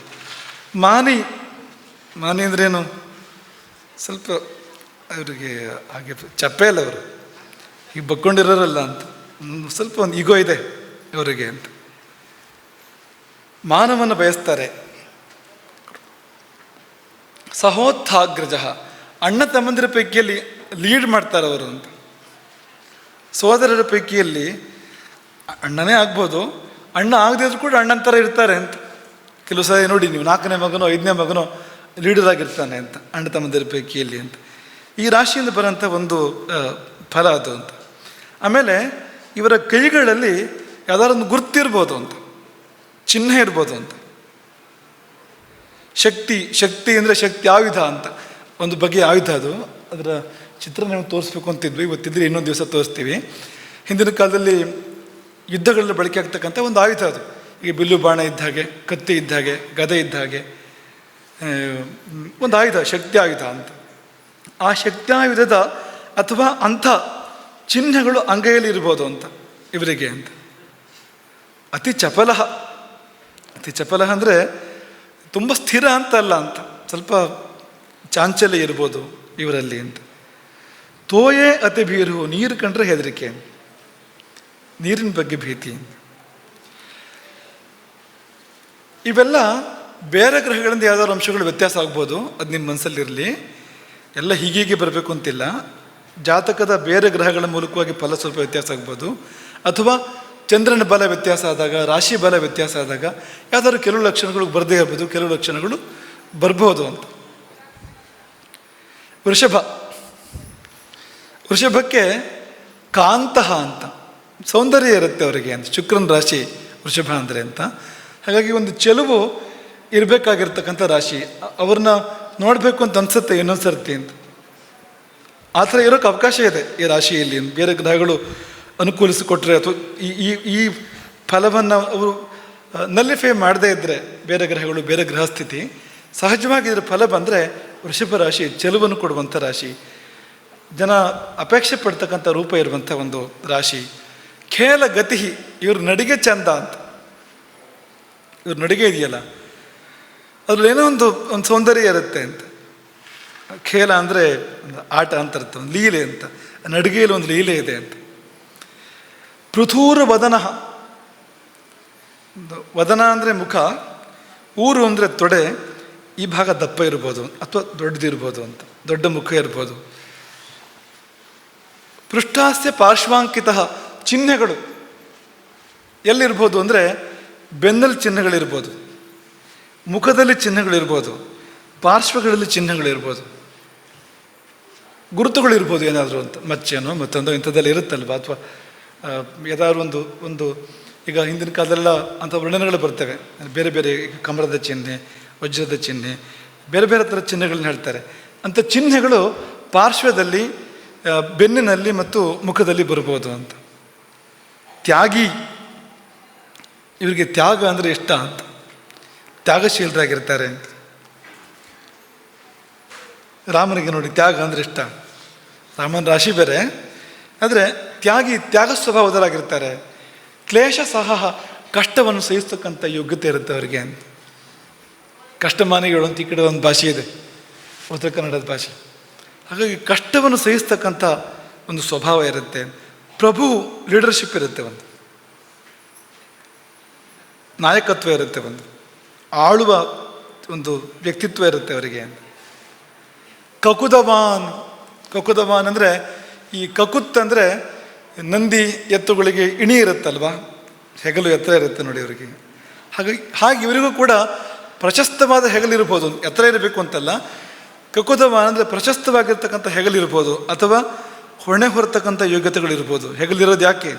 ಭಾರ ಹೊರಕ್ಕಲ್ವಾ, ಭಾರವನ್ನು ಅಥವಾ ಜವಾಬ್ದಾರಿಯನ್ನು ಹೊರುವಂಥ ಯೋಗ್ಯತೆಗಳಿರ್ಬೋದು ಅವರಿಗೆ. ಕನ್ಯಾಪ್ರಜಾ, ಸ್ತ್ರೀ ಸಂತತಿ ಜಾಸ್ತಿ ಇವರಿಗೆ ಅಂತ. ಇವರು ಮಕ್ಕಳು, ಹೆಣ್ಮಕ್ಳು ಜಾಸ್ತಿ ಗಂಡ್ಮಕ್ಳಿಗಿಂತ, ಅಥವಾ ಹೆಣ್ಮಕ್ಳೇ ಆಗ್ಬಿಡ್ಬೋದು, ಗಂಡು ಮಕ್ಕಳೆಲ್ಲ ಅನ್ನೋದಾದ್ರೂ ಆಗ್ಬಿಡ್ಬೋದು. ಶ್ಲೇಷ್ಮಲಹ, ಶ್ಲೇಷ್ಮ ಧಾತು ಪ್ರಧಾನವಾಗಿರ್ತಾರೆ. ವೃಷಭ ರಾಶಿ ಅಂದರೆ ಶ್ಲೇಷ್ಮ ಧಾತುವಿಗೆ, ಕಫ ಧಾತುವಿಗೆ ಪ್ರಾಧಾನ್ಯ. ಪ್ರಕೃತಿ ವಾತ ಪ್ರಕೃತಿಯೋ ಪಿತ್ತ ಪ್ರಕೃತಿಯೋ ಕಫ ಪ್ರಕೃತಿಯೋ ಅಂದರೆ ಕಫ ಪ್ರಕೃತಿಯಾಗಿರುವ ಸಾಧ್ಯತೆ ಜಾಸ್ತಿ ಅಂತ. ಪೂರ್ವೈ ಬಂಧುವಿರಾತ್ಮಜೈರ್ವಿರಹಿತ, ಹಿಂದಿನ ಕಾಲದ ಸಂಬಂಧಗಳು, ಹಳೆಯ ಸಂಬಂಧಗಳು, ಅದರಿಂದ ದೂರ ಆಗೋಂಥ ಸಾಧ್ಯತೆಗಳು ಅಂತ. ಹಳೆಯ ಬಂಧುಗಳು, ಪೂರ್ವ ಸಂಬಂಧಗಳು ಅಂತ. ಆ ಪೂರ್ವ ಸಂಬಂಧಗಳಿಂದ ದೂರ ಹೋಗೋ ಸಾಧ್ಯತೆ ಇವರು. ಎಷ್ಟೋ ಬಾರಿ ನಿಮ್ಮ ಅಜ್ಜಿಯವರು ಮುತ್ತಜ್ಜಿಯವರು ಗೊತ್ತಿಲ್ಲ, ಅಥವಾ ಸಂಪರ್ಕ ಇಲ್ಲ, ಹಿಂದಿನದೆಲ್ಲ ನೆನಪಿಲ್ಲ, ಸಂಬಂಧಗಳು ಕಡಿಮೆ, ಹಳೆಯ ಸಂಬಂಧಗಳು ಅಂತ. ಆತ್ಮಜೀ ವಿರಹಿತ, ಒಟ್ಟಾರೆ ಮಕ್ಕಳೇ ಕಡಿಮೆ, ಹೆಣ್ಮಕ್ಳು ಜಾಸ್ತಿ ಅದರಲ್ಲಿ ಕೂಡ ಅಂತ. ಅಥವಾ ಮಕ್ಕಳಿಂದ ದೂರ ಆಗ್ತಕ್ಕಂಥ ಅವಕಾಶಗಳು ಅಂತ. ಸೌಭಾಗ್ಯಯುಕ್ತ, ಇವರಿಗೆ ಸೌಭಾಗ್ಯ ಜಾಸ್ತಿ. ಕ್ಷಮಿ, ಕ್ಷಮಾಗುಣ, ತ್ಯಾಗ ಹೇಗೆ ಜಾಸ್ತಿ ಇದೆಯೋ, ಕ್ಲೇಶ ಸಹತ್ವ, ಕಷ್ಟ ಸಹಿಸ್ತಕ್ಕಂಥ ಯೋಗ್ಯತೆ ಹೇಗೆ ಜಾಸ್ತಿ ಇದೆಯೋ, ಹಾಗೆಯೇ ಕ್ಷಮಾಗುಣವೂ ಕೂಡ ಜಾಸ್ತಿ ಇರುತ್ತೆ, ಸಹಿಸೋ ಶಕ್ತಿ ಕೂಡ ಜಾಸ್ತಿ ಇರುತ್ತೆ. ದೀಪ್ತಾಗ್ನಿ, ಅಗ್ನಿ ದೀಪ್ತಿ ಇರುತ್ತೆ. ಆಯುರ್ವೇದದ ಭಾಷೆ ಅಗ್ನಿ ದೀಪ್ತಿ ಅಂದರೆ, ಅಗ್ನಿ ದೀಪ್ತಿ ಇದ್ದರೆ ಚೆನ್ನಾಗಿ ಜೀರ್ಣ ಆಗುತ್ತೆ, ಚೆನ್ನಾಗಿ ಹಸಿವಾಗತ್ತೆ. ಅಗ್ನಿ ದೀಪ್ತಿ ಇದ್ದವರಿಗೆ ಸ್ವಲ್ಪ ಗುರು ಆಹಾರ ಕೊಟ್ಟರು ಕೂಡ ಅದನ್ನು ಜೀರ್ಣ ಮಾಡುತ್ತೆ ಅಗ್ನಿಯದು. ಅಗ್ನಿ ದೀಪ್ತಿ ಇಲ್ಲದೆ ಇದ್ದರೆ ಅವನ ಗುರು ಆಹಾರ ಕೊಟ್ಟರೆ ಅಗ್ನಿ ನಂದೋಗ್ಬಿಡುತ್ತೆ, ಜೀರ್ಣ ಮಾಡೋದೇ ಇಲ್ಲ ಅದನ್ನು, ಅದು ಕಾಯಿಲೆಯಾಗಿ ಪರಿಣಾಮ ಆಗುತ್ತೆ. ಅದು ಮಂದಾಗ್ನಿ ಅಲ್ಲ, ವಿಷಮಾಗ್ನಿ ಅಲ್ಲ, ಮಂದಾಗ್ನಿ ಅಲ್ಲ, ಸ್ವಲ್ಪ ದೀಪ್ತಾಗ್ನಿಗಳೇ ಇವರು ಅಂತ. ವ್ಯಾಖ್ಯಾನಕಾರರು ಭಟ್ಟೋತ್ಪಲ ಬಹುಭುಕ್ ಅಂತ ಅಂದ್ಬಿಟ್ಟಿದ್ದಾನೆ, ಅದಕ್ಕೆ ಸರಿ ತಿಂತಾರೆ ಅಂತ ಅಂದ್ಬಿಟ್ಟಿದ್ದಾನೆ. ಸರಿ ತಿನ್ನಬೇಕು ಅಂತಿಲ್ಲ, ಏನು ಅಗ್ನಿ ಚೆನ್ನಾಗಿದೆ ಅಂತ, ಅಗ್ನಿ ದೀಪ್ತವಾಗಿದೆ ಅಂತ. ಪ್ರಮದಾಪ್ರಿಯ, ಸ್ಥಿರ ಸುಹೃತ್, ಸ್ಥಿರ ಸುಹೃತ್ ಅಂದರೆ ಸ್ನೇಹ ಸ್ಥಿರ ಅಂತ. ಕೆಲವು ಸರಿ ಸ್ನೇಹ ಇವತ್ತು ಫ್ರೆಂಡು, ನಾಳೆ ಮತ್ತೆಂಥದ್ದು, ಹಾಗೆಲ್ಲ ಆಗ್ತದಲ್ವ? ಹಾಗೆಲ್ಲ ಅಲ್ಲ ಇದು. ಒಂದು ಸಾರಿ ವಿಶ್ವಾಸ ಇಟ್ಟರೆ ವಿಶ್ವಾಸ ಸ್ಥಿರವಾಗಿರುತ್ತೆ ಅಂತ, ಪ್ರೀತಿ ಇಟ್ಟರೆ ಪ್ರೀತಿ ಭದ್ರವಾಗಿರುತ್ತೆ ಅಂತ. ಮಧ್ಯಾಂತ ಸೌಖ್ಯ, ಮಧ್ಯಾಂತ್ಯ ಸೌಖ್ಯ ಅಂದರೆ ಜೀವನದ ಆರಂಭ ಕಷ್ಟ ಇರ್ಬೋದು, ಮಧ್ಯಭಾಗ ಮತ್ತು ಮುಂದಿನ ಭಾಗ ಚೆನ್ನಾಗಿರುತ್ತೆ ಅಂತ. ಇದು ಒಳ್ಳೆಯದು, ಇದು ಸಾತ್ವಿಕ ಸುಖ. ಇದು ಸಾತ್ವಿಕ ಸುಖ ಹೇಗಿರುತ್ತೆ ಅಂದರೆ, ಅದು ಆರಂಭದಲ್ಲಿ ವಿಷ ಇದ್ದ ಹಾಗೆ, ಪರಿಣಾಮದಲ್ಲಿ ಅಮೃತೋಪಮ. ಇವರು ಬದುಕು ಅಂಥದ್ದು ಅಂತ. ಈ ವೃಷಭ ರಾಶಿಗೆ ಒಂದು ಮಹತ್ವ ಇದೆ. ಅಗುಣೋಪಿ ವೃಷ ಶ್ರೇಷ್ಠ ಅಂತ. ಈ ವೃಷಭ ರಾಶಿಗೆ ಗ್ರಹಗಳು ಪ್ರತಿಕೂಲ ಇದ್ದರೂ ಕೂಡ ಶ್ರೇಷ್ಠ ಅಂತ ಆ ರಾಶಿ ಅಂತ. ಅದಕ್ಕೊಂದು ಮಹತ್ವವನ್ನು ಹೇಳ್ತಾರೆ ವೃಷಭ ರಾಶಿಗೆ. ಪ್ರಸಿದ್ಧ ಮಹಾಪುರುಷ ಬಂದ ರಾಶಿ ವೃಷಭ ರಾಶಿ. ಹೇಳ್ತೀರಾ ಯಾರದ್ದಂತ? ನೆನಪು ಮಾಡ್ಕೊಂಡು ಹೇಳ್ತೀರಾ? ಯಾಕೆ? ರೋಹಿಣಿ ನಕ್ಷತ್ರ. ರೋಹಿಣಿ ನಕ್ಷತ್ರ ಒಂದೇ ರಾಶಿಯಲ್ಲಿ ಬರೋವಂಥದ್ದು, ಪಾಲಾಗಲ್ಲ ಅದು. ಕಾಲ್ಭಾಗ ಇಲ್ಲಿ, ಮುಕ್ಕಾಲು ಭಾಗ ಮತ್ತೊಂದು ಕಡೆಗೆ ಆಗಲ್ಲ, ಒಂದೇ ರಾಶಿಯಲ್ಲಿ ಬರೋವಂಥದ್ದು. ಯಾವ ರಾಶಿಯಲ್ಲಿ?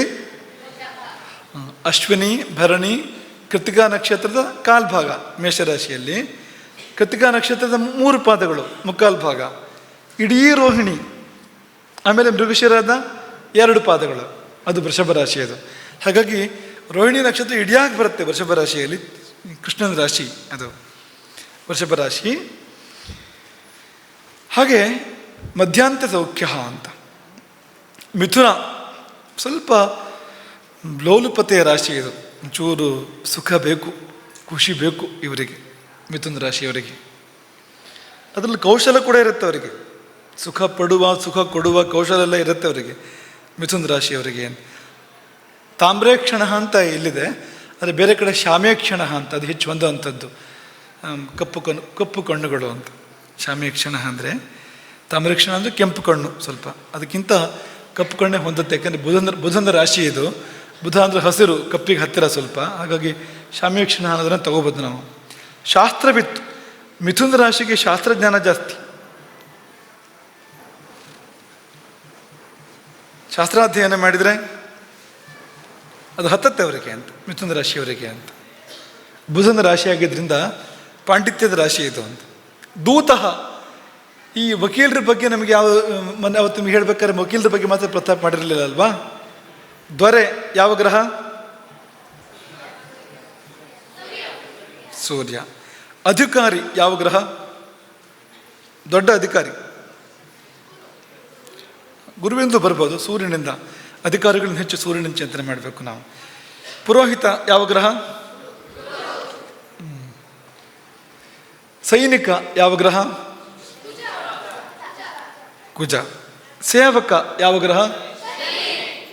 ವಕೀಲ ಯಾವ ಗ್ರಹ?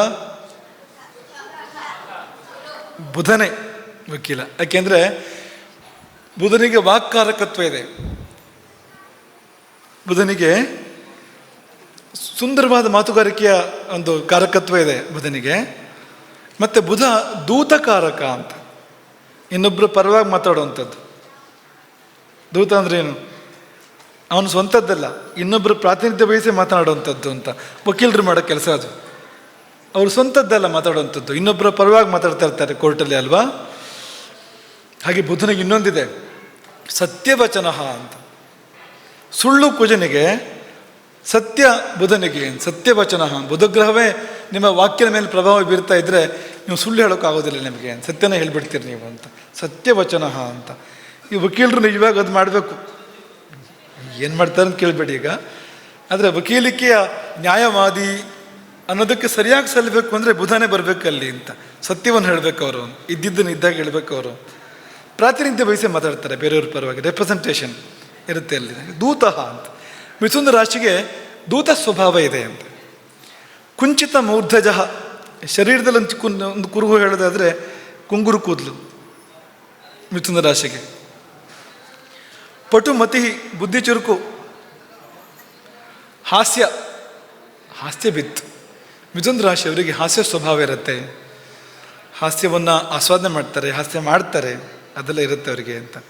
ಆಮೇಲೆ ಇಂಗಿತಜ್ಞರು ಅಂತ. ಇಂಗಿತಜ್ಞರು ಅಂದರೆ ಬಾಯಿ ಬಿಟ್ಟು ಹೇಳಬೇಕು ಅಂತಿಲ್ಲ, ಗೊತ್ತಾಗತ್ತೆ ಹಾಗೆ ಅಂತ. ಬರೇ ಒಂದು ಸನ್ನೆಯ ಮೂಲಕ ತಿಳ್ಕೊಳ್ಳೋಂಥವ್ರು, ಬರೇ ಒಂದು ಮುಖ ನೋಡಿ ಓ ಹಿಂಗೆ ಇದು ಅಂತ ಅರ್ಥ ಮಾಡ್ಕೊಳ್ಳೋಂಥವ್ರು ಅವರು ಮಿಥುನ ರಾಶಿಯವರು ಅಂತ. ಇಂಗಿತಜ್ಞಾಸ್ತು ಕೋಸಲಾಹ ಅಂತ ಒಂದು ಮಾತಿದೆ. ಕೋಸಲ ದೇಶದವರೇ ಹಾಗಂತೆ, ರಾಮನೂರು ಅವ್ರ ಸ್ವಭಾವ ಅಂತ ಇದು ಅಂತ. ಇಂಗಿತಜ್ಞ ಅಂತ ಅವ್ರ ಮಾತು ಬಾಯಿ ಬಿಟ್ಟು ಹೇಳಬೇಕು ಅಂತಿಲ್ಲ, ಮುಖ ನೋಡಿ ತಿಳ್ಕೊಳ್ತಾರೆ ಅವರು ಅಂತ. ಹಾಸ್ಯ, ಇಂಗಿತ, ದ್ಯೂತ ಅಂದರೆ ಜೂಜು.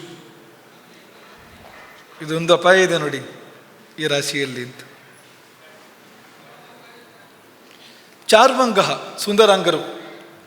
ಪ್ರಿಯವಾಕ್, ಇನ್ನೊಬ್ಬರಿಗೆ ಇಷ್ಟ ಆಗೋ ಥರ ಮಾತಾಡೋಕ್ಕೊತ್ತವರಿಗೆ. ಪ್ರಭಕ್ಷಣ ರುಚಿ ಅಂತ, ಇವರಿಗೆ ಟೇಸ್ಟ್ ತುಂಬ ಅಂತೆ. ಊಟ ಗೀಟ ಎಲ್ಲ ಅವರಿಗೆ ಸರಿಯಾಗಿರಬೇಕು ಅಂತ. ಹೆಂಗಾರು ಇದ್ರಲ್ಲಿ ಆಗಲ್ಲ ಅವರಿಗೆ ಅಂತ. ಕೆಲವರಿಗೆ ತುಂಬ ಸರಳವಾದ ಊಟ ಆಗಿಬಿಡುತ್ತೆ, ಇವರು ಹಾಗಲ್ಲ ಅಂತ. ಎಲ್ಲ ಸರಿಯಾಗಿ ರುಚಿಯಾಗಿರಬೇಕು ಅವ್ರಿಗೆ. ಹಪ್ಪಳ ಸಂಡಿಗೆ ಎಲ್ಲ ಬೇಕು ಅವರಿಗೆ, ಉಪ್ಪಿನಕಾಯಿ ಚೆನ್ನಾಗಿ ಬೇಕು.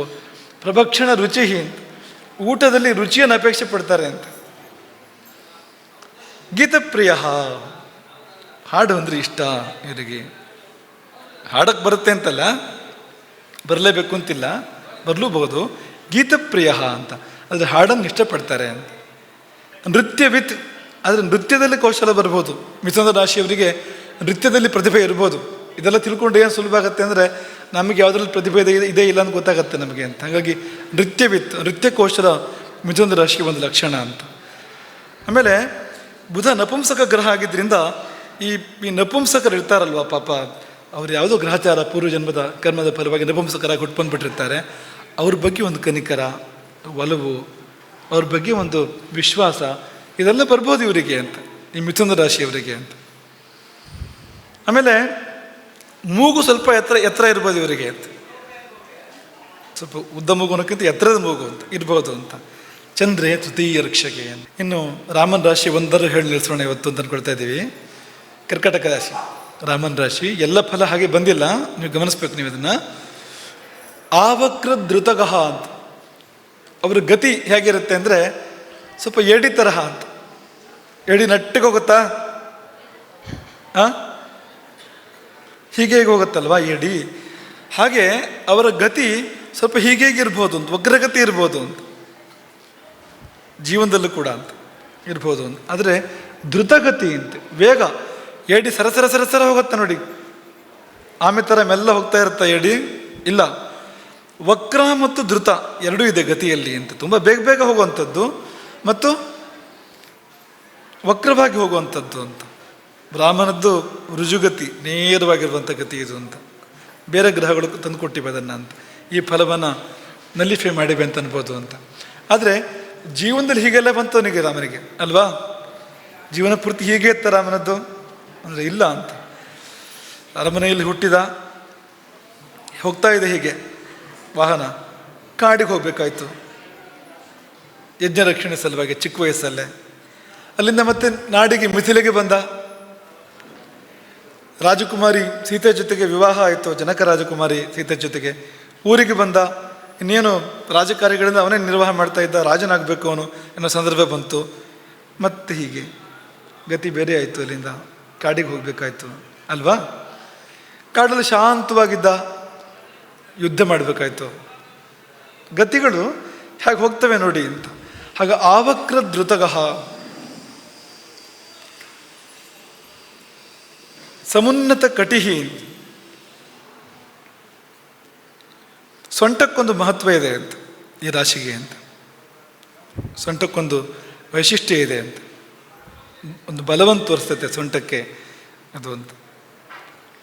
ಅದೇ ಮಕರ ರಾಶಿ ಆದರೆ ಸೊಂಟ ಮತ್ತು ಸೊಂಟಕ್ಕಿಂತ ಕೆಳಗೆ ಬಲ ಕಡಿಮೆ ಅವರಿಗೆ ಅಂತ. ಅದ ಕೃಶ ಅಂತ ಹೇಳ್ತಾರೆ ಮಕರ ರಾಶಿ. ಹಾಗೆ ಸೊಂಟ ನೋವು ಬರುವಂಥದ್ದು, ಕೈಕಾಲು ನೋವು ಬರುವಂಥದ್ದು, ಈ ಅವಕಾಶಗಳು ಜಾಸ್ತಿ. ಮೊಸಳೆಗೆ ಹಿಂದೆ ಹೋದಾಗ ನೋಡಿ ಸಪ್ರಾಗ್ತಾ ಹೋಗುತ್ತೆ ನೋಡಿ, ಹಾಗೆ ಅಂತ. ಆದರೆ ಕರ್ಕ ರಾಶಿ ಹಾಗಲ್ಲ ಅಂತ, ಸಮುನ್ನತ ಕಟಿಹಿ ಅಂತ. ಕಟಿಗೊಂದು ವೈಶಿಷ್ಟ್ಯವನ್ನು ಹೇಳಿದ್ದಾರೆ. ಆಮೇಲೆ ಸತ್ ಸುಹೃತ್, ಇವರಿಗೆ ಒಳ್ಳೆಯವರು ಸ್ನೇಹಿತರಾಗಿರ್ತಾರೆ ಅಂತ. ಇವರ ಸಹವಾಸ, ಸ್ನೇಹ ಸಜ್ಜನರ ಜೊತೆಗಿರುತ್ತೆ, ಒಳ್ಳೆಯವರ ಜೊತೆಗಿರುತ್ತೆ. ರಾಮನ ಬಳಗ ನೋಡಿ ನೀವು, ಸುಗ್ರೀವ, ವಿಭೀಷಣ ಅಲ್ವಾ? ಸ್ನೇಹ ರಾಮನಿಗೆ ವಾಲಿ ಜೊತೆಗೆ ಬರಲಿಲ್ಲ. ಯಾರ ಜೊತೆ ಬಂತು?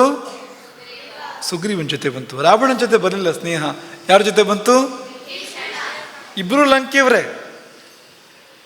ರಾವಣ, ಕುಂಭಕರ್ಣ, ವಿಭೀಷಣ, ಶೂರ್ಪಣಖ ಎಲ್ಲ ಲಂಕೆಯವರೇ. ಆದರೆ ರಾಮನ ವಿಶ್ವಾಸ ಯಾರ ಜೊತೆ ಬೆಳೀತು? ವಿಭೀಷಣನ ಜೊತೆಗೆ. ವಾಲಿ ಬಲಿಷ್ಠ, ಅದು ಪೂರ್ತಿ ಒಳ್ಳೆಯವನು ಅಂತ ಹೇಳೋಕ್ಕಾಗೋದಿಲ್ಲ. ಒಳ್ಳೆಯವನಾದರೆ ತಮ್ಮನ ಹೆಂಡತಿಯನ್ನು ಬಲಾತ್ಕಾರವಾಗಿ ಸೆಳೆದು ಇಟ್ಕೊಳ್ತಾರ ಅಂತಃಪುರದಲ್ಲಿ, ತಮ್ಮ ಅಂತಃಪುರದಲ್ಲಿ. ಅದು ಒಳ್ಳೆತನ ಅಲ್ಲ ಅದು.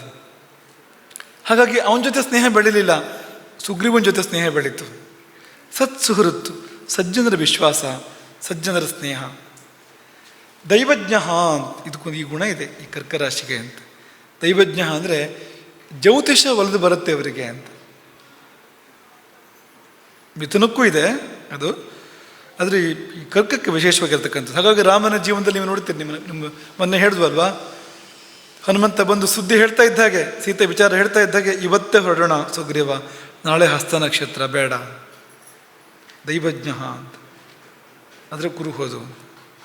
ಈಗ ಅನೇಕ ಸಾರಿ ನೀವು ಅದನ್ನು ನೋಡ್ತೇವೆ. ಅದನ್ನು ಲಂಕೆಯನ್ನು ಮುತ್ತುವಾಗ ರಾಮ ಲಕ್ಷ್ಮಣರು ಮಾತಾಡ್ಕೋತಾರೆ. ಲಕ್ಷ್ಮಣನದ್ದು ಇದೆ, ಕರ್ಕರಾಶಿಯೇ ಲಕ್ಷ್ಮಣನದ್ದು ಕೂಡ. ರಾಮ ಲಕ್ಷ್ಮಣರು ಮಾತಾಡ್ಕೋತಾರೆ.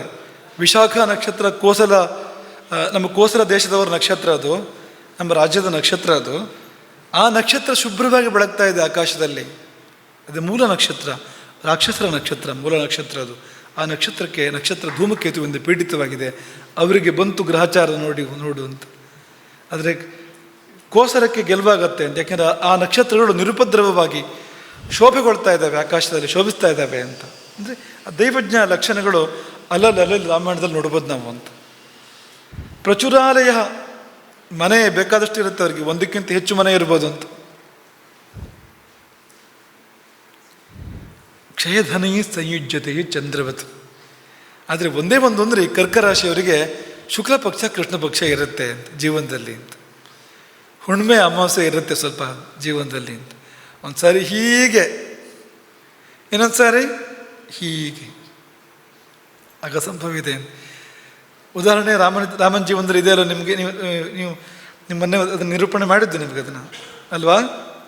ಒಮ್ಮೆ ಅರಮನೆ, ಒಮ್ಮೆ ಕಾಡು ಅಲ್ವಾ. ಒಮ್ಮೆ ರಾಜಾಧಿರಾಜ ಪದವಿ, ಇನ್ನೊಮ್ಮೆ ವನವಾಸಿ. ಒಂದು ಸಂಗತಿ ನಿಮಗೆ ಈ ಸಮಯದಲ್ಲಿ ಹೇಳ್ಬಿಡ್ತೀವಿ. ಈ ಗ್ರಹಗಳು ಉಚ್ಚ ಆದರೆ ಒಳ್ಳೇದಲ್ವಾ. ಸುರೇಶ ರಾಮನ ಜಾತಕ ತೋರಿಸೋ ಸತಿ ಉಚ್ಚ ಗ್ರಹಗಳು ತುಂಬ ಶುಭವನ್ನೇ ಮಾಡುತ್ತೆ ಅಲ್ವಾ. ಅದು ಒಂದಕ್ಕಿಂತ ಹೆಚ್ಚು ಗ್ರಹಗಳು ಉಚ್ಚಾಗ್ತಾ ಹೋದರೆ ಸುಖಿನಃ, ಒಂದು ಗ್ರಹ ಉಚ್ಚಾದರೆ ಸುಖಿ ಅಂತ. ಎರಡು ಗ್ರಹ ಉಚ್ಚಾದರೆ ಪ್ರಕೃಷ್ಟ ಕಾರ್ಯ, ದೊಡ್ಡ ಕೆಲಸ ಮಾಡ್ತಾರೆ ಜೀವನದಲ್ಲಿ ಅವರು ಅಂತ. ಮೂರು ಗ್ರಹ ಉಚ್ಚಾದರೆ ರಾಜ ಪ್ರತಿರೂಪಕಾಹ, ರಾಜ ಅಲ್ಲದೆ ಇದ್ರೂ ಕೂಡ ರಾಜನ ಥರ ಇರ್ತಾರೆ ಅವರು, ರಾಜನಂಥವರು ಅಂತ. ನಾಲ್ಕು ಗ್ರಹ ಉಚ್ಚ ಇದ್ದರೆ ರಾಜನೇ ಆಗ್ತಾರೆ ಅಂತ, ರಾಜಾನಃ ಅಂತ. ಸುಖಿನಃ ಪ್ರಕೃಷ್ಟ ಕಾರ್ಯಾ ರಾಜ ಪ್ರತಿರೂಪಕಾಶ್ಚ ರಾಜಾನಃ ಅಂತ. ನಾಲ್ಕು ಗ್ರಹ ಉಚ್ಚ ಇದ್ದರೆ ರಾಜನೇ ಆಗ್ತಾರೆ. ನಾಲ್ಕಕ್ಕಿಂತ ಹೆಚ್ಚು ಗ್ರಹಗಳು ಉಚ್ಚ ಇದ್ದರೆ ಅತಃಪರಂ ದಿವ್ಯಾಹ ಅಂತ. ಅದಕ್ಕಿಂತ ಹೆಚ್ಚು ಗ್ರಹಗಳು ಉಚ್ಚ ಇದ್ದರೆ ನಿಶ್ಚಯಕ್ಕೆ ಬಾ, ಅವನು ಮನುಷ್ಯ ಅಲ್ಲ ಅಂತ. ಮನುಷ್ಯನ ವೇಷದಲ್ಲಿ ಬಂದ ದೇವರು ಅವನು ಅಂತ, ದೇವತೆ ಅವನು ಅಂತ. 5 ಗ್ರಹ ಉಚ್ಚ ಇದ್ದರೆ ಅವನು ಲೋಕನಾಯಕ ಅಂತ. ಪಂಚೋಚ್ಚೆ ಲೋಕನಾಯಕ, ಅವನು ಬರೇ ಒಂದು ದೇಶದ ದೊರೆ ಅಲ್ಲ, ಅವನು ಪ್ರಪಂಚದ ನಾಯಕನಾಗ್ತಾನವನು ಅಂತ. ಪಂಚೋಚ್ಚೆ ಲೋಕನಾಯಕ ಅಂತ ಇನ್ನೊಂದು ಉಕ್ತಿ ಇರುವಂಥದ್ದು. ಹಾಗಾಗಿ ಸುಖಿನಃ ಪ್ರಕೃಷ್ಟ ಕಾರ್ಯಾ ರಾಜ ಪ್ರತಿರೂಪಕಾಶ್ಚ ರಾಜಾನಃ ಏಕದ್ವಿತ್ರಿ ಚತುರ್ಭಿ ಉಚ್ಚೈ. ಏಕ ದ್ವಿ ತ್ರಿ ಚತುರ್ಭಿ ಉಚ್ಚೈ ಅತಃಪರಂ ದಿವ್ಯಾ. ಅದಕ್ಕಿಂತ ಹೆಚ್ಚು ಗ್ರಹ ಉಚ್ಚ ಇದ್ದರೆ ದಿವ್ಯಾ. ರಾಮನ ಜಾತಕದಲ್ಲಿ ಸೂರ್ಯ ಪರಮೋಚ್ಚ ಒಂದಾಯಿತು, ಚಂದ್ರ ಉಚ್ಚ ಅಲ್ಲ ಸ್ವಕ್ಷೇತ್ರ. ಮಂಗಲ ಪರಮೋಚ್ಚ 2 ಆಯಿತು. ಬುಧ ಉಚ್ಚ ಆಗಲ್ಲ, ಯಾಕೆಂದರೆ ಸೂರ್ಯನ ಜೊತೆಗೆ ಇರಬೇಕಲ್ವ ಅವನು. ಬುಧ ಸೂರ್ಯನ ಹಿಂದೆ ಮುಂದೆ ಇರಬೇಕು. ಅವನು ಉಚ್ಚರಾಶಿ ಎಲ್ಲಿದೆ ಬುಧನದ್ದು? ಯಾವುದು? ಬುಧನ ಉಚ್ಚರಾಶಿ. ಬುಧನ ಉಚ್ಚರಾಶಿ ಕನ್ಯಾ, ಶುಕ್ರನಿಗೆ ಮೀನ. ಬುಧನ ಉಚ್ಚರಾಶಿ ಕನ್ಯಾ, ತುಂಬ ದೂರ ಇದೆ ಅದು ರವಿ ಇರೋ ಅಲ್ಲಿಂದ. ಅವನು ರವಿ ಹಿಂದೆ ಮುಂದೆ ಎಲ್ಲ ಇರಬೇಕು, ಅವನು ಉಚ್ಚ ಹೋಗಕ್ಕೆ ಸಾಧ್ಯ ಇಲ್ಲ. ಹಾಗಾಗಿ ರವಿ ಹೌದು, ಚಂದ್ರ ಅಲ್ಲ. ಮಂಗಲ ಹೌದು, ಕುಜ ಮಕರದಲ್ಲಿ ಉಚ್ಚ. ಬುಧ ಅಲ್ಲ. ಗುರು ಹೌದು, ಕರ್ಕದಲ್ಲಿ ಪರಮೋಚ್ಚ ಗುರು. ಶುಕ್ರ ಹೌದು, ಮೀನದಲ್ಲಿ ಪರಮೋಚ್ಚ ಶುಕ್ರ. ಶನಿ ಕೂಡ ಹೌದು, ತುಲಾದಲ್ಲಿ ಪರಮೋಚ್ಚ. ಅಲ್ಲಿಗೆ ಎಷ್ಟು ಗ್ರಹಗಳು ಉಚ್ಚ ಆದವು? ಎಷ್ಟು ಒಳ್ಳೇದಲ್ವಾ? ಅದ್ಭುತ ಒಳ್ಳೇದಲ್ವಾ? ಒಂದು ಸಣ್ಣ ಸಮಸ್ಯೆ ಇದೆ. ವಿಪರೀತ ಒಳ್ಳೇದಾದರೆ ಕೆಲವು ಸಮಸ್ಯೆ ಇದ್ಬಿಡುತ್ತೆ ಅಲ್ಲಿ ಅಂತ, ಪಕ್ಕದಲ್ಲಿ ಅಂತ. ಭಾರೀ ಒಳ್ಳೆಯವರು ಅಂತ ಅಂದ್ಕೊಳ್ಳಿ, ಅವರಿಗೆ ಕಷ್ಟ ಬರೋದಲ್ವಾ ಜೀವನದಲ್ಲಿ. ಒಂದು ಉಕ್ತಿ ಇದೆ,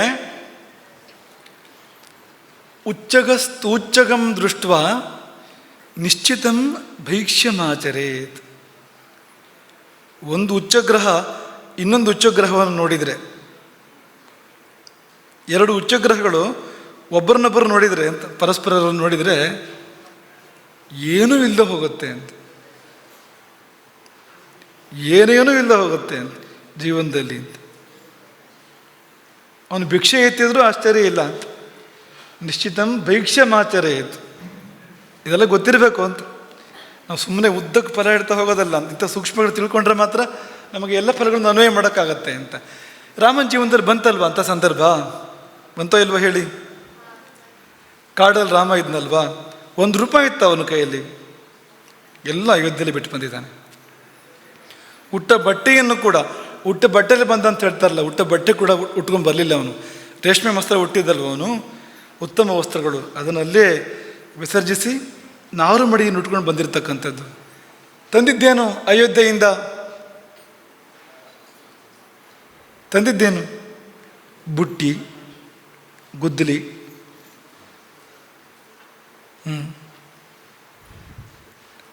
ಆಯುಧಗಳು, ಧನುಸ್ಸು, ಬಾಣ, ಕತ್ತಿ, ಅವರ ಆಯುಧಗಳು ಅಂತ ಹೇಳಿದ್ರೆ ಕ್ಷತ್ರಿಯರಿಗೆ ತುಂಬ ಸಹಜ ಅದು.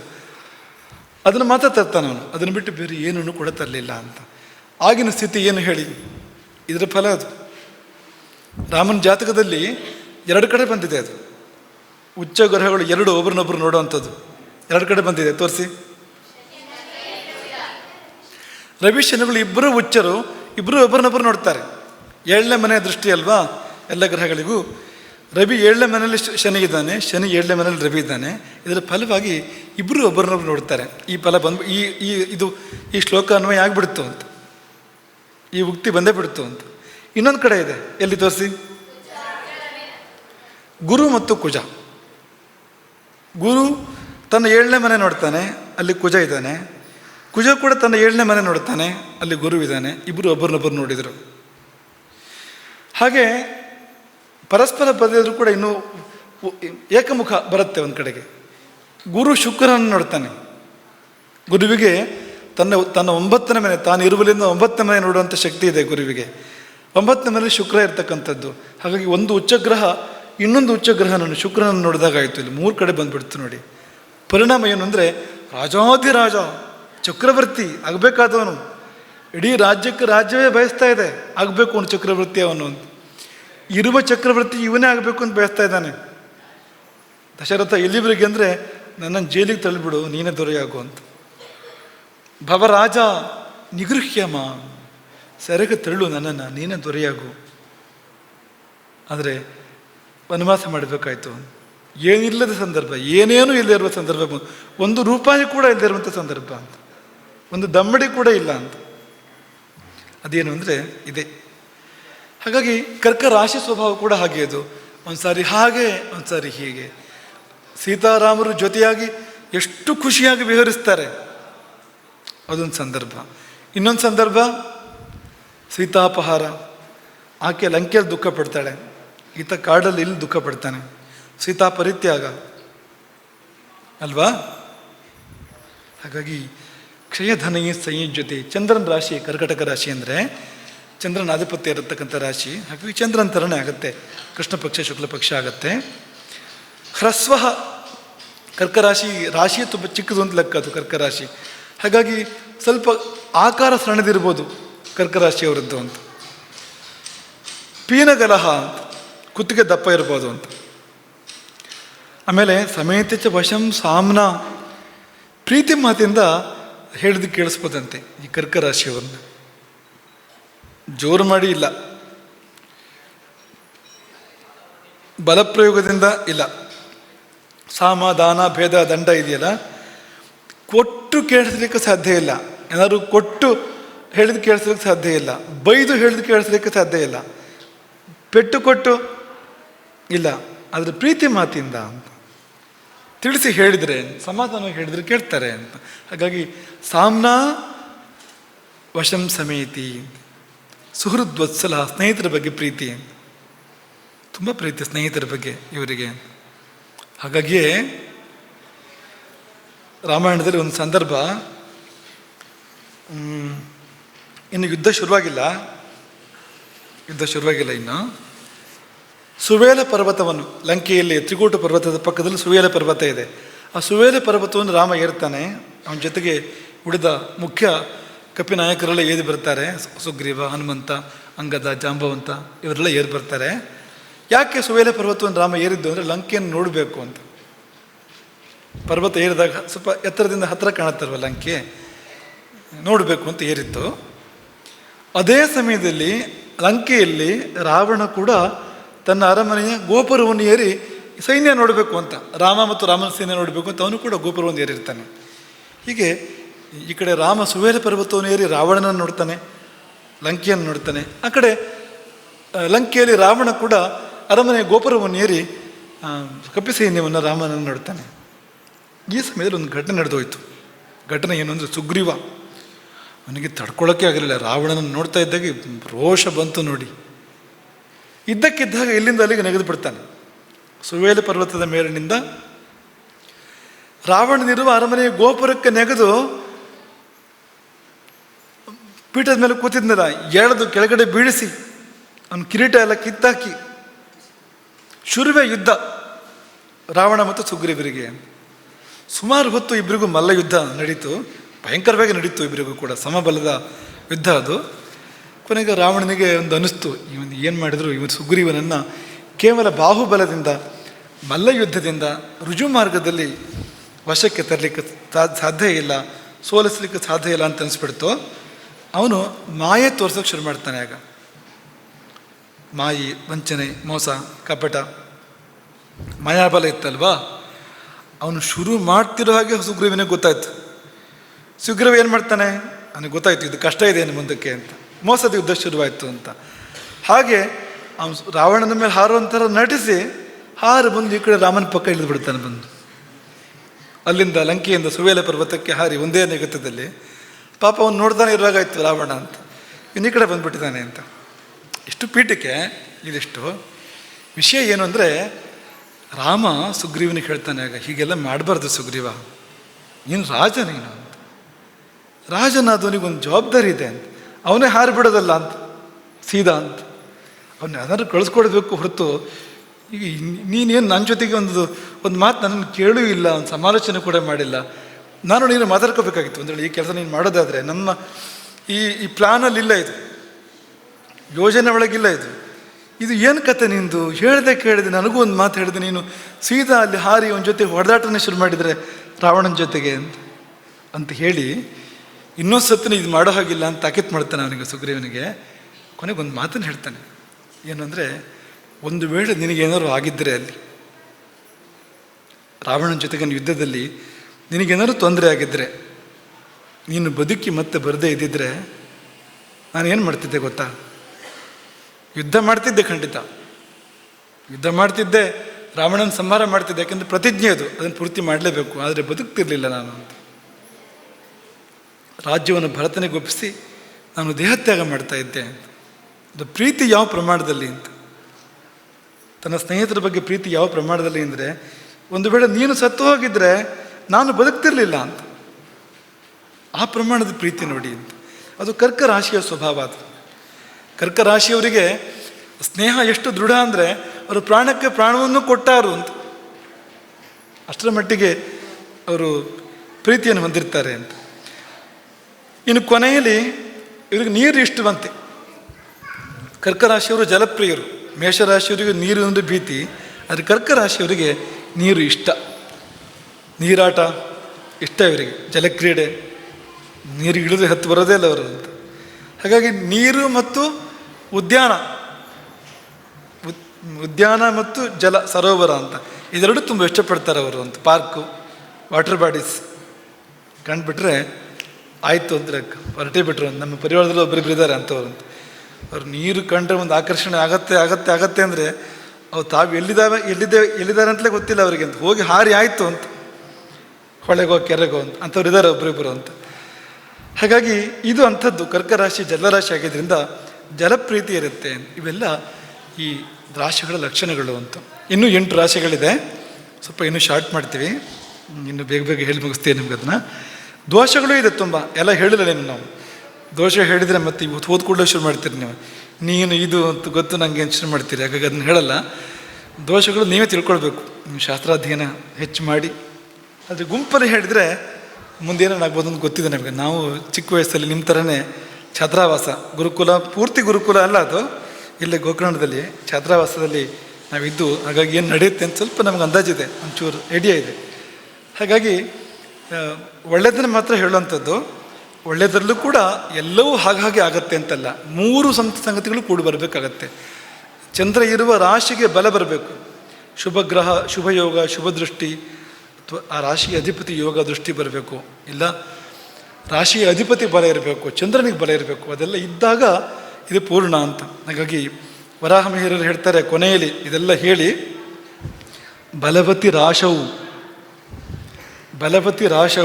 ತದಧಿಪತವು ಚ, ಬಲವತಿ ರಾಶವು ತದಧಿಪತವು ಚ, ಸ್ವಬಲಯುತ ಸ್ಯಾತ್ ಯದಿ ತುಹಿನಾಂಶು.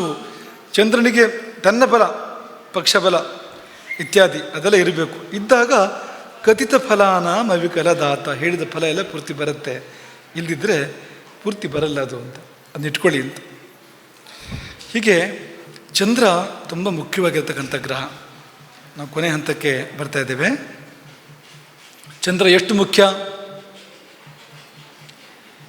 ನಿಮ್ಮ ಜೀವನದಲ್ಲಿ ನಿಮ್ಮ ಮನಸ್ಸು ಎಷ್ಟು ಮುಖ್ಯ ಅಷ್ಟೇ ಮುಖ್ಯ ಚಂದ್ರ ಅಂತ. ಮಕ್ಕಳ ಸುಮ್ಮನೆ ಒಂದು ಉದಾಹರಣೆ ಕೊಡ್ತೇವೆ. ತುಂಬ ಸುಂದರ ಒಂದು ವ್ಯಕ್ತಿ ಅಂತ ಅಂದ್ಕೊಳ್ಳಿ, ತುಂಬ ಸುಂದರ, ಕೂದಲು ಚೆಂದ, ಹಣೆನೂ ಚೆಂದ, ಕಣ್ಣು ಚೆಂದ, ಮುಖ ಚೆಂದ, ವಿಶಾಲ ವಕ್ಷಸ್ಥಲ ಮತ್ತು ಕೈ ಕಾಲು ಒಂದೊಂದು ಅವಯವ ಕೂಡ ಇಷ್ಟು ಸೊಗಸಾಗಿದೆ ಅಂದರೆ ಅಷ್ಟು ಸೊಗಸಾಗಿದೆ, ಅಷ್ಟು ಚೆಂದ. ದುಡ್ಡು ಕಾಸು ಎಲ್ಲ ಬೇಕಾದಷ್ಟಿದೆ, ಒಳ್ಳೆ ಮನೆಗೇನೆ ಎಲ್ಲ ಅನುಕೂಲಗಳೆಲ್ಲ ಬೇಕಾದಷ್ಟಿದೆ. ಒಂದೇ ವಿಷಯ ಲೈಬಿದೆ, ಅವನಿಗೆ ಹುಚ್ಚು ಹಿಡಿದಿದೆ ಅಂತ. ಒಪ್ಕೋತೀರ ನೀವು ಅವನನ್ನು? ಇಷ್ಟಪಡ್ತೀರಾ? ಸ್ವೀಕಾರ ಮಾಡ್ತೀರಾ? ಮಾಡಿದರೂ ಕನಿಕರದಿಂದ ಸ್ವೀಕಾರ ಮಾಡಬೇಕು ಅಷ್ಟೇ. ಈಗ ಒಂದು ಹೆಣ್ಣು ನೋಡಬೇಕು, ಗಂಡು ನೋಡಬೇಕು ಅನ್ನೋ ಸಂದರ್ಭ ಬಂತು ಅಂತ ಅಂದ್ಕೊಳ್ಳಿ ನೀವು, ಎಲ್ಲ ಚೆನ್ನಾಗಿದೆ ಅಂತ, ಇದೊಂದು ಕೆಟ್ಟಿದೆ ಆಗ್ಬೋದಾ ಅಂದರೆ ಹ್ಞೂ ಅಂತೀರಾ? ಹ್ಞೂ ಅಂತಾರಾ? ನಿಮ್ಮ ಅಪ್ಪ ಅಮ್ಮಂದಿರು ಹ್ಞೂ ಅಂತಾರಾ? ಇಲ್ಲ ಅಂತ. ಒಂದಷ್ಟು ಇಂಪಾರ್ಟೆಂಟ್ ಅದು ಅಂತ. ಬುದ್ಧಿ ಮನಸ್ಸು ಅನ್ನೋಂಥದ್ದು ಎಷ್ಟು ಮುಖ್ಯ ಅಂದರೆ, ಈಗ ಒಳ್ಳೆ ಕಾರು ಇಂಪಾರ್ಟೆಂಟ್, ನಮ್ಮಲ್ಲೂ ಬಂದಿದೆ ಒಳ್ಳೆ ಕಾರುಗಳು. ಈಗ ಬೆಂಜ್ ಕಾರು ಅಂತ ಅಂದ್ಕೊಳ್ಳಿ ನೀವು, BMW ಕಾರು ಅಂತ ಅಂದ್ಕೊಳ್ಳಿ ನೀವು, ಅದ್ಭುತವಾಗಿರುವಂಥ ಕಾರು, ಒಳ್ಳೆ ರಸ್ತೆ ಅಂದರೆ ಏನು, ಕನ್ನಡಿ ಥರ ಇದೆ ಅಂತ, ಅಷ್ಟು ಚೆನ್ನಾಗಿರೋ ರಸ್ತೆ, ಎಲ್ಲ ಚೆನ್ನಾಗಿದೆ. ಆದರೆ ಆ ಡ್ರೈವರು ಸರಿ ಇಲ್ಲ, ಡ್ರೈವರ್ಗೆ ತಲೆ ಕೆಟ್ಟಿದೆ, ಬುದ್ಧಿ ಕೆಟ್ಟಿದೆ ಅಂದರೆ ಏನೋ ಸ್ವಲ್ಪ ಅವನು ತೊಗೊಂಡಿದ್ದು ಜಾಸ್ತಿ ಆಗಿದೆ ಅಂತಲೋ ಏನೋ ಅಂದ್ಕೊಳ್ಳಿ ನೀವು, ಸರಿ ಇಲ್ಲ ಅವನು ಅಂತ. ಕೂತ್ಕೋತೀರ ಕಾರಲ್ಲಿ? ಇಲ್ಲ ಅಲ್ವಾ? ಯಾಕೆಂದರೆ ಆ ಸಾರಥಿ ಇದಾನಲ್ಲ, ಅವನೇನಾದ್ರು ಸರಿ ಇಲ್ಲದೆ ಇದ್ದರೆ ಆ ರಥ ಅದು ಸರಿದಾರಿಯಲ್ಲಿ ಹೋಗೋಕ್ಕೆ ಸಾಧ್ಯ ಇಲ್ಲ. ಅದು ಎಲ್ಲೋ ಹೋಗಿ ಅಪಘಾತ ಆಗೋವಂಥದ್ದು, ಎಲ್ಲೋ ಹೋಗಿ ಕಮರೆಯಲ್ಲಿ ಬೀಳೋವಂಥದ್ದು. ಅಷ್ಟು ಮುಖ್ಯ ಮನಸ್ಸು. ಈ ಮನಸ್ಸಿನ ಕಾರಕ ಚಂದ್ರ, ಮನಸ್ಸಿನ ಕಾರಕ ಚಂದ್ರ. ಹಾಗಾಗಿ ಚಂದ್ರ ಇರುವ ರಾಶಿ ಇದೆಯಲ್ಲ, ನಾವು ಹುಟ್ಟುವಾಗ ಚಂದ್ರ ಇರುವ ರಾಶಿ ಇದೆಯಲ್ಲ, ಅಷ್ಟು ಮುಖ್ಯ ಆಗುತ್ತೆ ಇದು. ನಮ್ಮ ಜೀವನದ ಮೇಲೆ ಅಷ್ಟು ದೊಡ್ಡ ಪ್ರಭಾವವನ್ನು ಬೀರುತ್ತೆ ಅದು. ನಾವು ಹುಟ್ಟುವಾಗ ಚಂದ್ರ ಎಲ್ಲಿದ್ದ, ಆಕಾಶದ ಯಾವ ಭಾಗದಲ್ಲಿದ್ದ, ಯಾವ ರಾಶಿಯಲ್ಲಿದ್ದ, ಅದು ನಮ್ಮ ರಾಶಿ. ಅದು ಎಷ್ಟು ಮುಖ್ಯ ಅಂದರೆ ನಮ್ಮ ಮನಸ್ಸಿನಷ್ಟೇ ಮುಖ್ಯ. ಆಮೇಲೆ ಚಂದ್ರ ಅಂದರೆ ಬೇರೆ ಏನು ಹೇಳಿದ್ದೀವಿ ನಾವು? ಚಂದ್ರ ಅಂದರೆ ಏನು? ಪಾನಕ ನೆನಪು ಮಾಡ್ಕೊಳ್ಳಿ. ಚಂದ್ರ ಅಂದರೆ ನೀರು ಅಂತ. ಒಂದು ಊಟದಲ್ಲಿ, ಆಹಾರದಲ್ಲಿ ನೀರು ಎಷ್ಟು ಮುಖ್ಯ, ಒಂದು ಜೀವನದಲ್ಲಿ ಒಬ್ಬನು ಬದುಕಿ ಉಳಿಬೇಕು ಅಂದರೆ ನೀರು ಎಷ್ಟು ಮುಖ್ಯ, ಅಷ್ಟೇ ಮುಖ್ಯ ಚಂದ್ರ, ಅಷ್ಟೇ ಮುಖ್ಯ. ಹಾಗಾಗಿ ಹುಟ್ಟುವಾಗ ಚಂದ್ರ ಎಲ್ಲಿದ್ದ ಅನ್ನೋದ್ರ ಮೇಲೆ ತುಂಬ ವಿಷಯಗಳು ನಿರ್ಣಯ ಆಗ್ತವೆ, ತುಂಬ ವಿಷಯಗಳು ನಿರ್ಣಯ ಆಗ್ತವೆ. ಹಾಗಾಗಿ ರಾಶಿಗೆ ಎಷ್ಟು ಪ್ರಾಮುಖ್ಯ ಬಂದಿರತಕ್ಕಂಥದ್ದು. ನೀವು ಚಂದ್ರನನ್ನು ಚೆನ್ನಾಗಿ ಇಟ್ಕೋಬೇಕು. ನಿಮ್ಮ ಚಂದ್ರ ಅಂದರೆ ನಿಮ್ಮ ಮನಸ್ಸು. ನಿಮ್ಮ ಮನಸ್ಸು ಅಮಾವಾಸ್ಯೆ ಆಗದೇ ಇರಲಿ, ನಿಮ್ಮ ಮನಸ್ಸು ಹುಣ್ಣಿಮೆಯಾಗಲಿ, ಪೂರ್ಣ ಆಗಲಿ, ಬೆಳದಿಂಗಳಾಗಲಿ ಅಂತ ಆ ಥರ ಇಟ್ಕೋಬೇಕು ನಿಮ್ಮ ಮನಸ್ಸನ್ನು ನೀವು ಅಂತ. ನಿಮ್ಮ ನಿಮ್ಮ ನಿಮ್ಮ ಚಂದ್ರನಿಗೆ ಅಂದರೆ ನಿಮ್ಮ ಮನಸ್ಸಿಗೆ ರಾಹು ಗ್ರಹಣ ಆಗದೇ ಇರಲಿ, ಕೇತು ಗ್ರಹಣ ಆಗದೇ ಇರಲಿ ಅಲ್ವಾ? ನಿಮ್ಮ ಮನಸ್ಸನ್ನು ಯಾವ ರಾಹುವು ಬಂದು ನುಂಗದೇ ಇರಲಿ, ಯಾವ ಕೇತುವು ಬಂದು ನುಂಗದೇ ಇರಲಿ, ಮನಸ್ಸಿಗೆ ಗ್ರಹಣ ಕವಿದೇ ಇರಲಿ. ಚಂದ್ರನ ಪಕ್ಕದಲ್ಲಿ ಶನಿ ಬಂದರೆ ಏನಾಗತ್ತೆ ಹೇಳಿ? ಅದನ್ನು 7.5 ಅಂತ ಕರೀತಾರೆ. ನಾವು ಹುಟ್ಟುವಾಗ ಚಂದ್ರ ಎಲ್ಲಿದ್ದನೋ ಆ ರಾಶಿ, ಅದರ ಹಿಂದೆ ಮುಂದೆ ಆ ರಾಶಿಯಲ್ಲಿ ಶನಿ ಬಂದರೆ ಅದನ್ನು 7.5 ಅಂತ ಕರೀತಾರೆ. ಯಾಕೆಂದರೆ ಚಂದ್ರ ಅಂದರೆ ಮನಸ್ಸು, ಶನಿ ಅಂದರೆ ದುಃಖ. ಈಗ ಚಂದ್ರನ ಮೇಲೆ ಶನಿ ಹಾದು ಹೋಗೋದು ಅಂದರೆ ಏನರ್ಥ? ಅದಕ್ಕೆ ನಿಮ್ಮ ಅಂತಃಕರಣದ ಮೇಲೆ ದುಃಖ ಹಾದು ಹೋಗ್ತಾ ಇದೆ ಅಂತ, ವೈರಾಗ್ಯ ಹಾದು ಹೋಗ್ತಾ ಇದೆ ಅಂದರೆ ನೀವು ದೂರ ಆಗ್ತೀರಿ. ಮನೆ, ಮಕ್ಕಳು, ಪರಿವಾರ, ಬಳಗ ದೂರ ಹೋಗೋಕ್ಕೆ ಇಷ್ಟಪಡ್ತೀರಿ. ಶನಿ ಅಂದರೆ ವೈರಾಗ್ಯ, ದೂರ ಹೋಗೋ ಥರ ಆಗುತ್ತೆ. ಹಾಗಾಗಿ ನಿಮ್ಮ ಮನಸ್ಸು ಅಷ್ಟು ನಿರ್ಮಲವಾಗಲಿ, ಅಷ್ಟು ಪರಿಪೂರ್ಣವಾಗಲಿ, ಬೆಳದಿಂಗಲಾಗೆ ತಂಪಾಗಲಿ ಎಂಬುದಾಗಿ ನಾವು ಈ ಸಮಯದಲ್ಲಿ ಹಾರೈಸ್ತೇವೆ. ಇಲ್ಲಿ ಸೇರಿರ್ತಕ್ಕಂಥ ಎಲ್ಲರಿಗೂ ನಿಮ್ಮದು ಯಾವ ರಾಶಿ ಆಗಿರಲಿ, ನಿಮ್ಮ ಬದುಕು ರತ್ನದ ರಾಶಿ ಆಗಲಿ, ಕಸದ ರಾಶಿ ಆಗದೇ ಇರಲಿ. ನಿಮ್ಮ ಜೀವನ, ನಿಮ್ಮ ಬದುಕು ರತ್ನದ ರಾಶಿ ಆಗಲಿ ಎಂಬುದಾಗಿ ಈ ಸಮಯದಲ್ಲಿ ಹಾರೈಸ್ತೇವೆ. ಎಲ್ಲರಿಗೂ ಒಳ್ಳೆಯದಾಗಲಿ ಅಂತ ತಪ್ಪಣೆ ಆಗ್ತದೆ. ಹರೇ ರಾಮ. ಗೋಕರ್ಣ ಮಂಡಲಾಧೀಶ್ವರ ಶ್ರೀಮದ್ ಜಗದ್ಗುರು ಶಂಕರಾಚಾರ್ಯ ಶ್ರೀಮದ್ ರಾಘವೇಶ್ವರ ಭಾರತೀ ಸ್ವಾಮಿ ಮಹಾರಾಜ್ ಕಿ